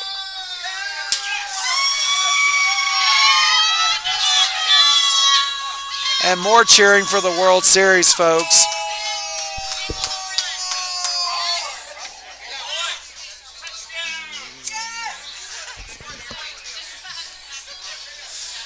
All right, so as Kim Hicks gets into the hack, he's going to be looking to draw around this. It looks like we've got 2 biting, so he's just going to get rid of this biter, take away that biter. So he's on that outside 12-foot. We've noticed this has been, when you get outside, it comes closer. When you're getting inside, that's exactly the right thing. Folks, this is what we've seen all weekend long, that if you stay on the 8-foot, it stays on the 8-foot on sheet A. Get out in the 12-foot, and that thing just kind of comes back towards the center at a low-weight takeout. So they kind of, sweepers, they were on it hard. They were trying to hold that line. It just didn't hold. So Brady is going to do this short run back, get rid of this yellow, and then go for another big end. He's doesn't seem like a natural, normal Brady, but he's playing big end poker, folks. He's trying for these biters. He's trying for all the outside counters, and then trying to make it so Kim puts a lot of pressure on Kim to make a shot. And so they're trying to get this to curl. They just want to get it off this red. Don't want to have any piece of the red. It did hit the red. Did knock that red out. But it's still biting. And so they're sitting two biters. So I assume that Kim's going to go ahead and tick both. He's going to find a way to tick both. I don't know if folks on the stream can see where the guards are. He's going to want to hit a thin third here. And what will happen is it'll come up the hill. It'll hit that thin third. keep it high and flat. Okay, he wants to keep it high and flat because he doesn't want to go underneath it. But when he hits that second rock, it is going to slide back into the house a little bit. So he did give himself a little bit more ice to hit this thin, but he can't hit it too thin because it'll just go underneath. But once he hits these two rocks out, if he hits these two rocks out, it's going to slide right back to the tee line, maybe even a little further. It depends on that action.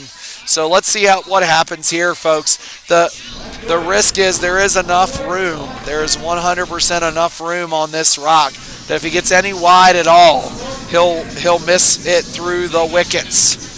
So they're on it hard, trying to get this thing to stay. Mario likes it, and that's what happened. He hit it too thin, folks, and he may not even get it out. So now it is out. It is out, so it is going to be a draw for two, and he would take a 1-point lead going into the next end. It's just basically which handle do you want to throw. He felt a little better about the out turn, so he's just trying to touch paint. That's a really smart way to get two. Kim threw a good handle at it. They were worried that it was not going to curl. They were going to curl too much, but as we saw, hitting it too thin. So we do have a final on sheet D. They did not hang the final score, but it was a 9-1, and they shook hands. You will see Squid Pro Quo tomorrow in a final. It is our D finals. If you're not familiar with how Bondsfield work, the D finals usually the fourth event. It's the third and fourth place game. So Squid Pro Quo, you will see them again. But congratulations to Jack O'Daniels. They move on to our A final tomorrow at noon. Hope you'll join us, all of the folks here. So.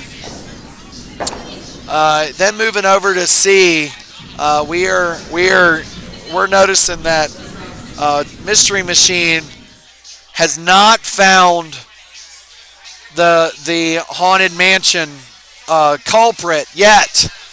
They are looking for that Haunted Mansion, so they are into their Vice Rocks, and he's looking for a double here, and he may get it.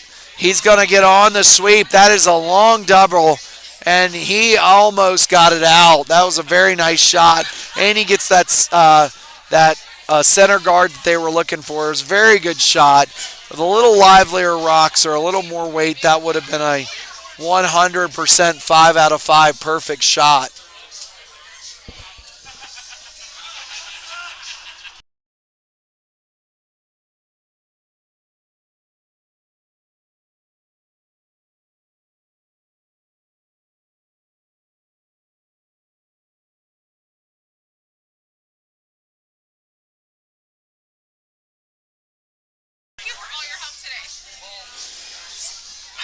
What you just said right there, so you're the one organizing all that, David. I'm just excited. Thank you. My kids are jealous now. I know. That's where I put all my tickets. That's so awesome. You just add the Legos. It's a curly Lego guy. Yes. That's so cool. That's so All right, folks. They just hit and got a flop. Got a little floppy little thing over there, and so on sheet C, we're in oh no mode. We need a quality draw behind these two staggered guards, and if we don't get it, it could be trouble. It could be the end for the Mystery Machine. These semifinal games are elimination games. B semis are elimination games. So we potentially could not see Bob Ross or Shaggy anymore tonight, and it would be a sad day.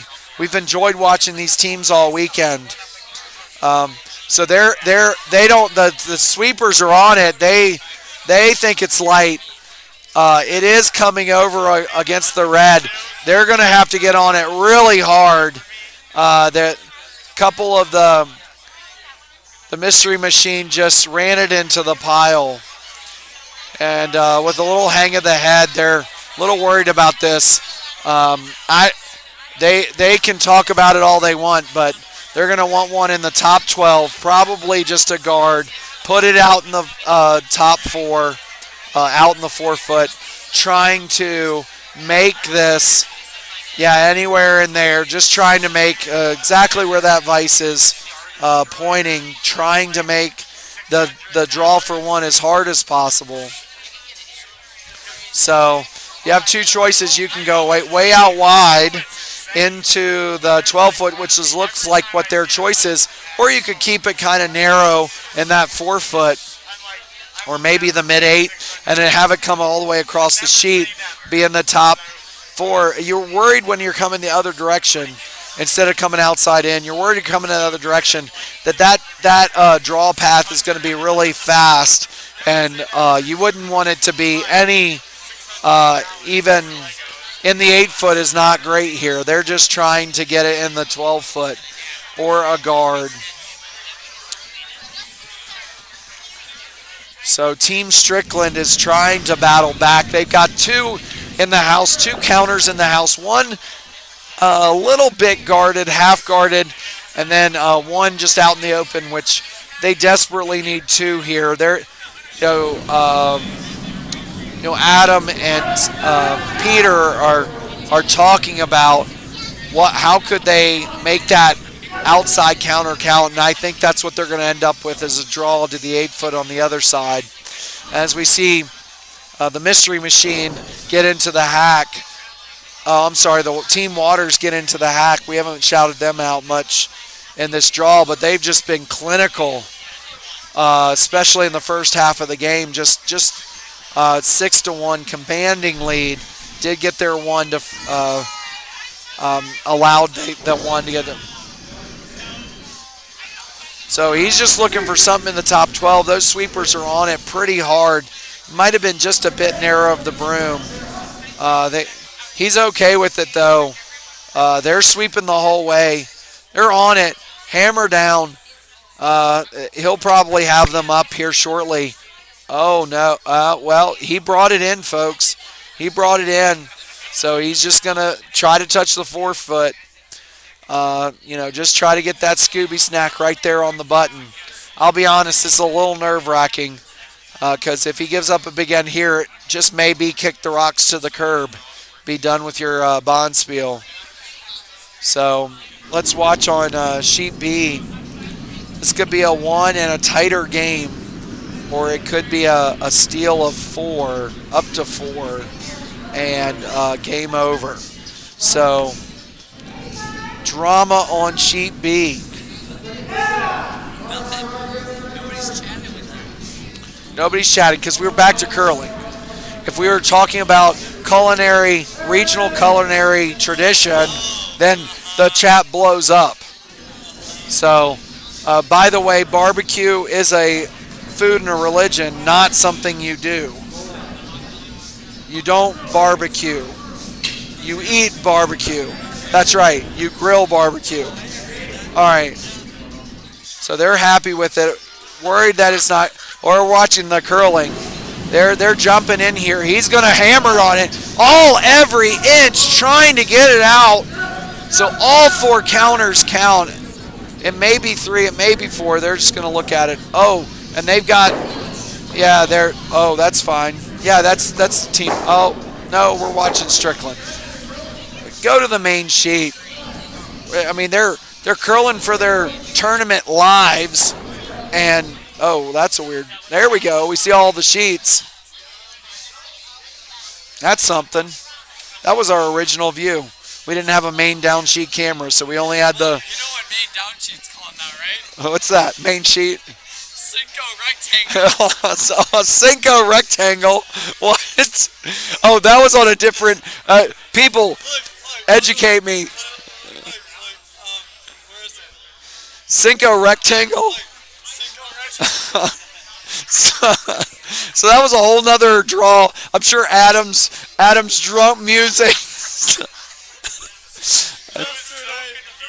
Yo. I literally put in the chat this morning, just so you know, if you didn't join us yesterday, Cinco rectangle means all the sheep view.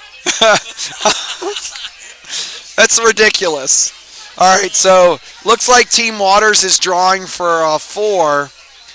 But he's a little light. I guess he's worried about it, but he can get it there. Oh no, they're off. They're off. They're on. They're off. They're on. It's a solid 4, and there's fist bumps there. So we're down to just sheets A and B. So Haseko Rectangle is done. We are going to go to sheet A and B.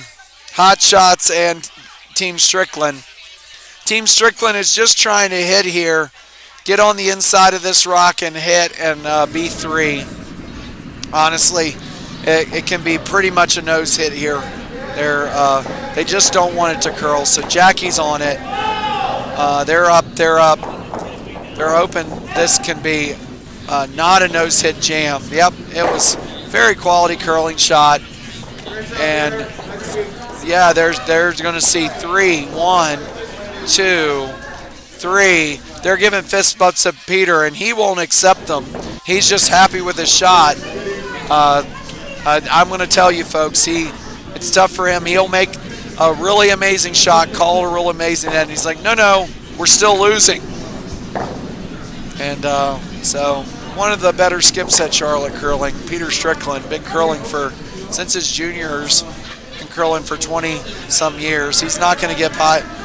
And honestly, folks, that was a key shot and got them right back into this game. And so they hung that score. They're down. We're going to come down, and we're probably going to be watching Hot Shots and Team Strickland. So we'll call a little bit. We're looking for Vice Rocks, and he's going to find a way to try to move or chip this rock. He thinks he can throw hack weight on sheet A. We can just keep it right here. Nicholas Vishna's coming out. He's going to be on the out turn. He's going to be really tight to this broom, and nice handle. They're going to keep it, and they're going to hold it the whole time. He's throwing big weight. He doesn't care if this thing gets on, and then he's going to let it curl at the end. And he did knock one of those out, just got it over, but it did move that rock even more behind cover. And so gives Kim an opportunity just to throw another guard here and pretty much take those back 2 out of play. It has been back and forth, and they just hung that 1. So it is tied going into the 8th end. And I'll be honest, this is if you have been watching sheet A, it has been Grandmaster chess curling. The layperson at home that has not seen curling a lot, they just think, oh, this is kind of wide open and just tight scores right across. But folks, these are technical shots they're asking each of the people to make. And you could see the difference between some of the ends and the curling early on the weekend, and we got the best 4 teams on the ice. They're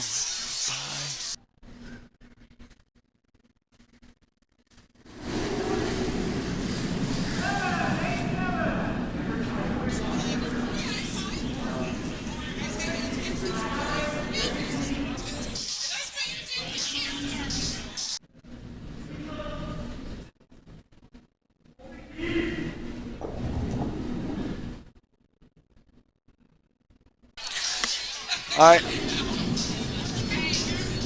Go ahead and say, all right, by the way, out there and training your young curlers, I don't care about German. There is no Bonspiel. Yeah, exactly. And especially in your, there could be judging all over the world, but here in North Carolina, we don't say Bonspiel. It's Bonspiel, and I'm going to tell you, you have to teach your young curlers, bring them up right. They do not need to be saying things with a at the end. And I'm sorry about your ears on that one. Yeah. Am I sorry? No, I'm not sorry. Stop saying Bonspiel, people. It's ridiculous. It's a rookie mistake. So, we're back on sheet A. Very nice draw behind cover. Brady has learned this. He's learned this ice, and he's just trying to throw. They're worried about the line, folks. He's got to throw a little quiet weight here. He can't throw a missile. He's worried it's going to overcurl. They're on it the whole time, and it did overcurl. Honestly, that was a worry the whole time. We saw that rock move just a couple of inches, and this is a game of inches. So it's not the rock he threw, it's that one that he hit, and when Nicholas knocked that back one out, it did knock it over a couple more inches, exposing less of that rock. So he did show a half of it. He would have had to throw that at a ridiculous weight, but then you don't get the curl that you need. Really tough shot. So now Kim is either going to sit one right in the middle of it and kind of concede the one or the hit for one. But they're talking about it because they want to set up these angles so Brady can't just throw a really hard weight. So the last time they were in this situation, they threw one to the other side of the sheet, but then Kim was light. So I think Mario's going to win this discussion, and they're going to throw one into the pile. If you noticed on the fourth end, they had a very similar discussion, a very similar place, and they decided to try to throw it to the other side of the sheet. But they're so now they've just talked about 3 shots, one to the open side, one to top 12 on your outturn side, on Kim's outturn side, or just drawing down to those others. So I think they've decided on draw down to those others. That's a lot of ice, so I'm thinking he's okay with a guard here. He, putting another guard up is never a bad thing when you're sitting 2, lying 2. It is Kim with hammer, so he's trying to get where, and honestly, folks, he doesn't want this to be a pure center guard because then he would leave open Brady's draw right to the button, and then it would outcount his counters, and there would be no real way to get over there. So hot shots, team hot shots with hammer. Now the script has been flipped, folks.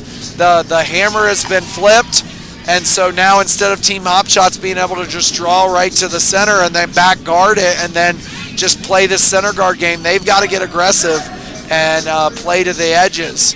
And we'll see how that does. And it looks like they got a nose hit there. And so I think he's just going to have them draw right down to that one.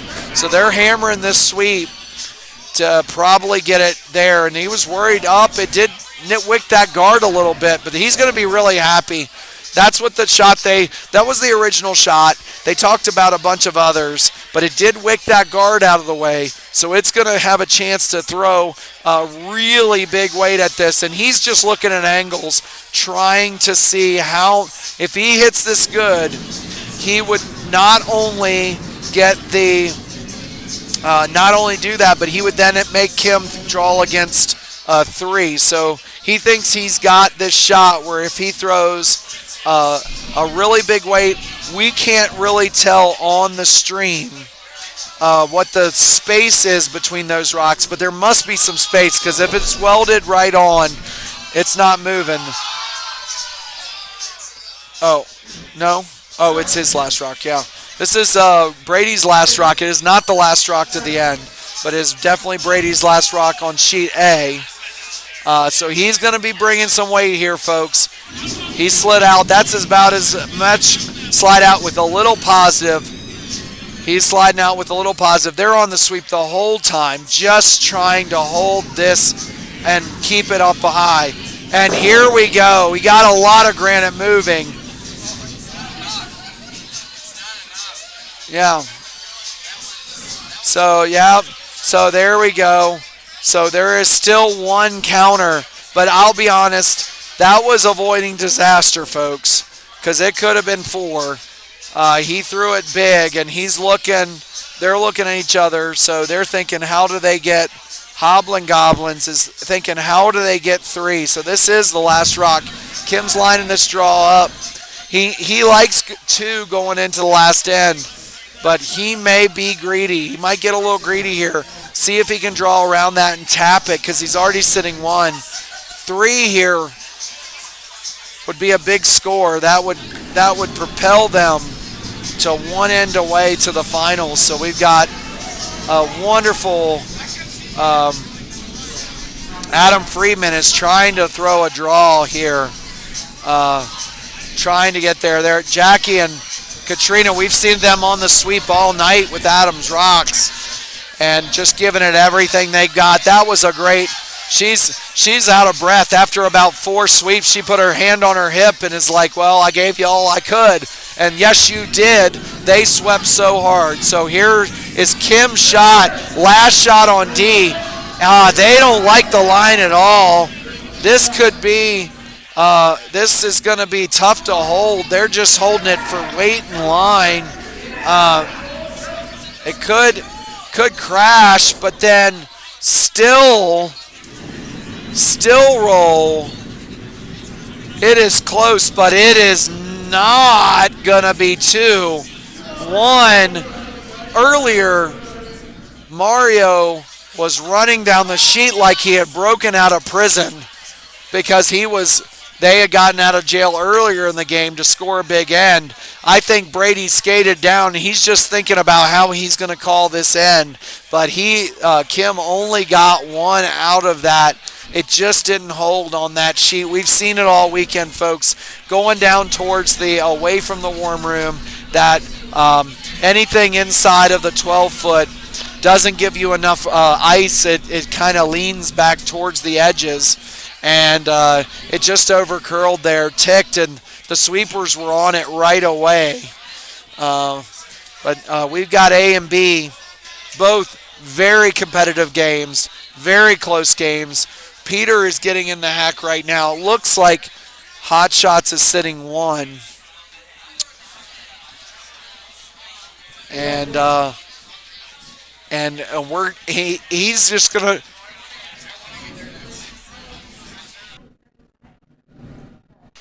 try to get 1 here to tap. I mean, on the button would be perfect. Steal a 1 here would be great. They're just trying to steal their way to victory.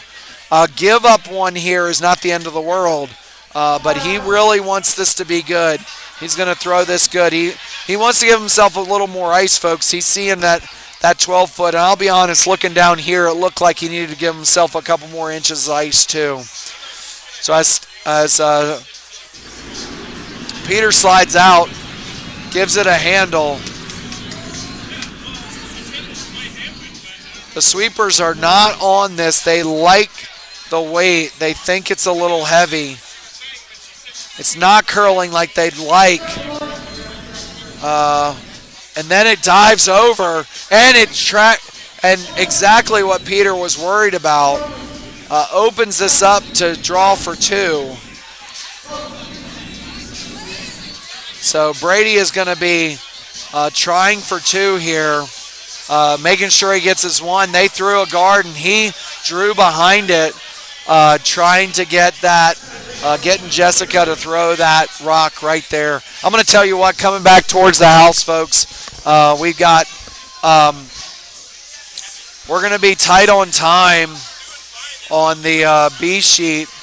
9:30 was our start time. So yeah, this is by the time this is the last end, and so Team Hot Shots might be getting out of jail here, but they may play it back. There is no other games after this.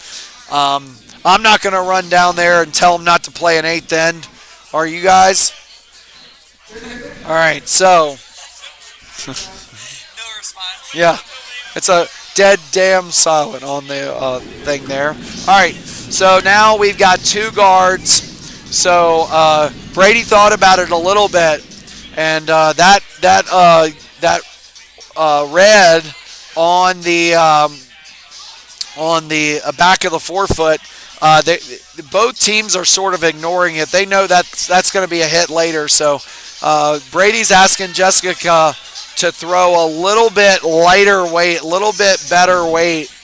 And then if it's corner frozen to the top one, he's going to be happy with that. But if he's on the forefoot, that's going to be even better. If she ticks the guard over, that's going to be okay. But if she's super narrow and super light and they get right on top of this guard and they don't move, he's going to be happy with that. He's going to be happy with that. Even though it was really light, it moved that guard over. And here's the last rock for Peter Strickland. And I think at the end of this, he's got to be shot. And there may be shakes all around. I don't know. The skips will take care of it. They will figure it out. But he looks like he's going to be going for a big number here. So they may have discussed it. They may have discussed it, and they may understand that this is the last end because of time. So normally as a skip, I will like to talk to the other skip at the sixth end or maybe even the fifth end on a game like this. If I take a look at the time and time is tight, I will say, is this the last end? And they'll say, oh, we'll wait for the time. Stop doing that. Just say yes or no. Figure out what is the last end, because don't be like looking at the score and be like, oh, we're winning, because we've had a few skips in our club do that. Be like, oh, well, that's time, and the other skip was skipping as if there was going to be a second end. So it's kind of the spirit of curling. You want both competitors to be throwing the best shots they can, and if you're just going to be like up time and they were skipping for you to play a second end, then you guys worked that out before the end happened. So I think these skips have, and so I think that's why Peter is going for this little bit more risky raise shot. He's trying to knock the one off the forefoot, be line two, and put Alan Shaw under a little bit of pressure here. They've noticed this is curled back. So at Peter's rocks, he's throwing this at a little bit of control up. He's going normal control. He's just like there. And he's worried that it's just going to stay wide. And sure enough, that's what happened. There we go. So he wasn't real happy with that result. If they were not going to play another end, we have no. This is the last rock, so they must be going to play another end, folks. I'll be honest, because there'd be no way he would be throwing this rock. Of Team Hot Shocks wouldn't throw the rock. He's actually coming down there, and they're fist bumping. That's exactly what happened. The time was, it was well into the. So congratulations to Team Hot Shots. Alan Shaw he hung that last one. He was not going to throw that rock. Only bad things could happen. So we now get to come down the stretch, the eighth end. Didn't think this was going to happen. We thought Peter Strickland, Team Strickland, and them would have a close game. We knew it was going to be a close game. The other two games were supposed to be tight too. We thought those two games would be tight.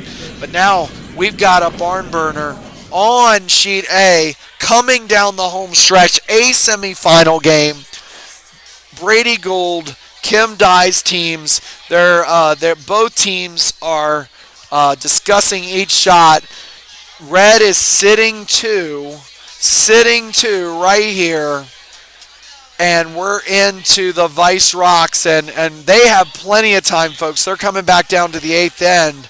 They got eight minutes, and usually a good rule of thumb is 30 seconds to 45 seconds per rock. If you're just calling shots, that's a fairly takes about 15 seconds for that rock to get from hog to hog. So get in the hack.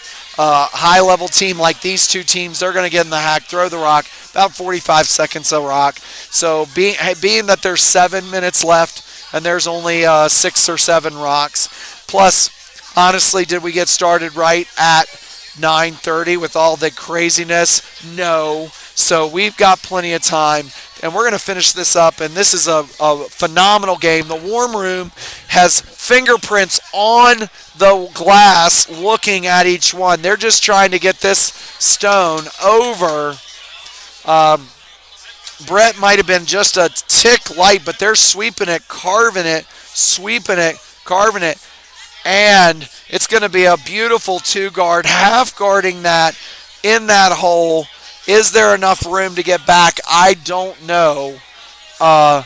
Brady walked back, and you couldn't tell his reaction, whether it was that it over-curled, exposing that yellow for that. Mario is much more like inclined to try to get to the nose of this rock, push it back into this pile. Honestly, this is a wall of guards. Brady played toward the center, didn't play to the wings. Kind of zigged when it was zagged. You done?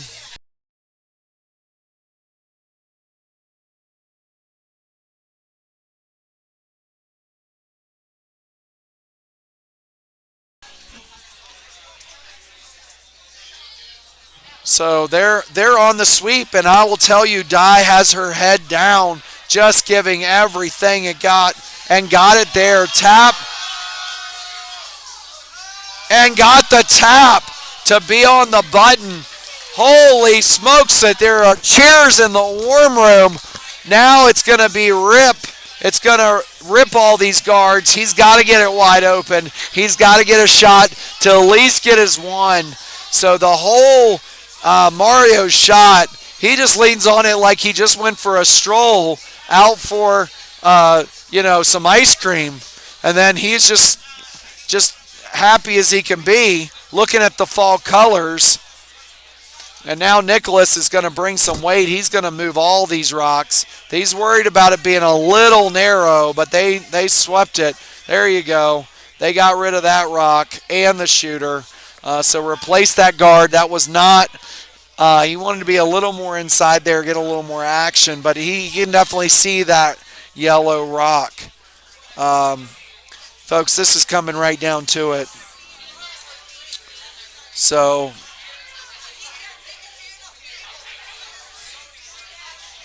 A semis, this has been a back and forth game. Felt like in the third end when Brady scored 3 and then he was lying 4. I'm going to tell you, this has been a team of just sinking draws. I'm going to tell you, hit for show, draw for dough, and Kim and Mario have drawn for dough. They are up by 1. He's calling for a high guard to over. He doesn't want to be able to, he just wants to plug this hole, get it over the tee line.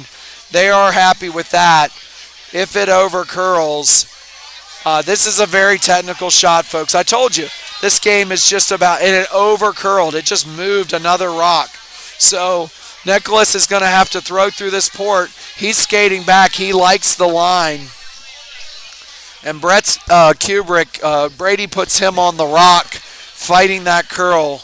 Both of these sweepers, Jessica Captain, Brett Kubrick, they're stretching out because they know they're going to put this broom down to sweep pretty much no matter what. They just need this to hold perfectly straight, get on this yellow rock. They really don't care where. A nose hit here would be okay, but they just need to move this granite. So here on it, they're both sweeping. Nope, they're a little wide, they think. She's carving it in. It may be on this red guard. Yep. So it did move all those guards out of the way, and that's the job that they needed to do. The little bit quieter weight than I thought they would bring. I thought they would bring a big weight trying to get through that. He must have talked to him and said, being a little wide is okay because it gets rid of both guards. So I will say to my teams on my competitive teams, if the skips are throwing guards, it's that means the someone on the team has done their job. And in this case, it's Mario. I always forget how to say his last name. You got to look that up. Riveron.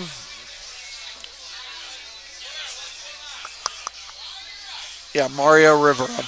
I don't know why I had trouble with that name. But Mario, I should just say Mario, he had a phenomenal shot. He just had that little tap, quiet tap to the button. A beautiful game so far, and it's coming down to the last end, last shot. All the warm room, 5 people deep watching this. Matt Kenlin, unsurprising, has a drink in his hand, added another pumpkin to the collection. And so it is up. They're trying to hold this line. They just don't want it to overcurl. They were worried about this, folks, so they used that guard and it moved it over one. But I don't know. He may just go ahead and try this double right here. But Brady's got 2 options. He's thrown this raise. But that one in the 12-foot that was earlier in the game, we didn't think it would come into play. Absolutely, it's in play here because he's trying to actually clear both of these out. He wants to get every guard out of the way where he can see all that rock. And even if Kim throws a good guard, that will be a double opportunity. So he's lining this up, and he's putting Nicholas and Brett on the sweep and having Jessica hold the broom. And this is just because this is going to be coming at you like a missile.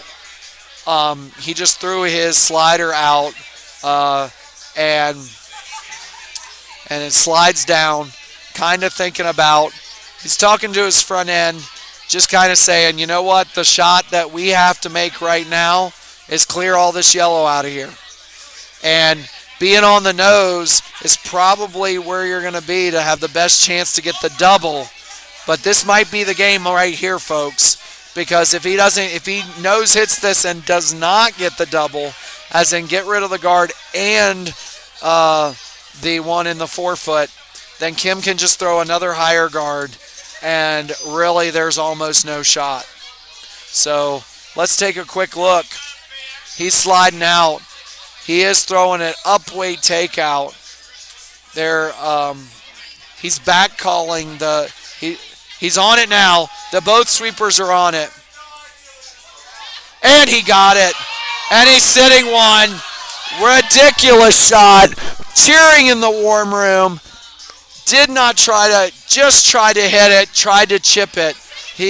I wish I was standing behind the hack. I would have seen that there was a little bit of a sliver. Even on the feed, it looked like those guards were there, but no, there must have been an eighth of a rock, and sure enough, Brady Gould hit that.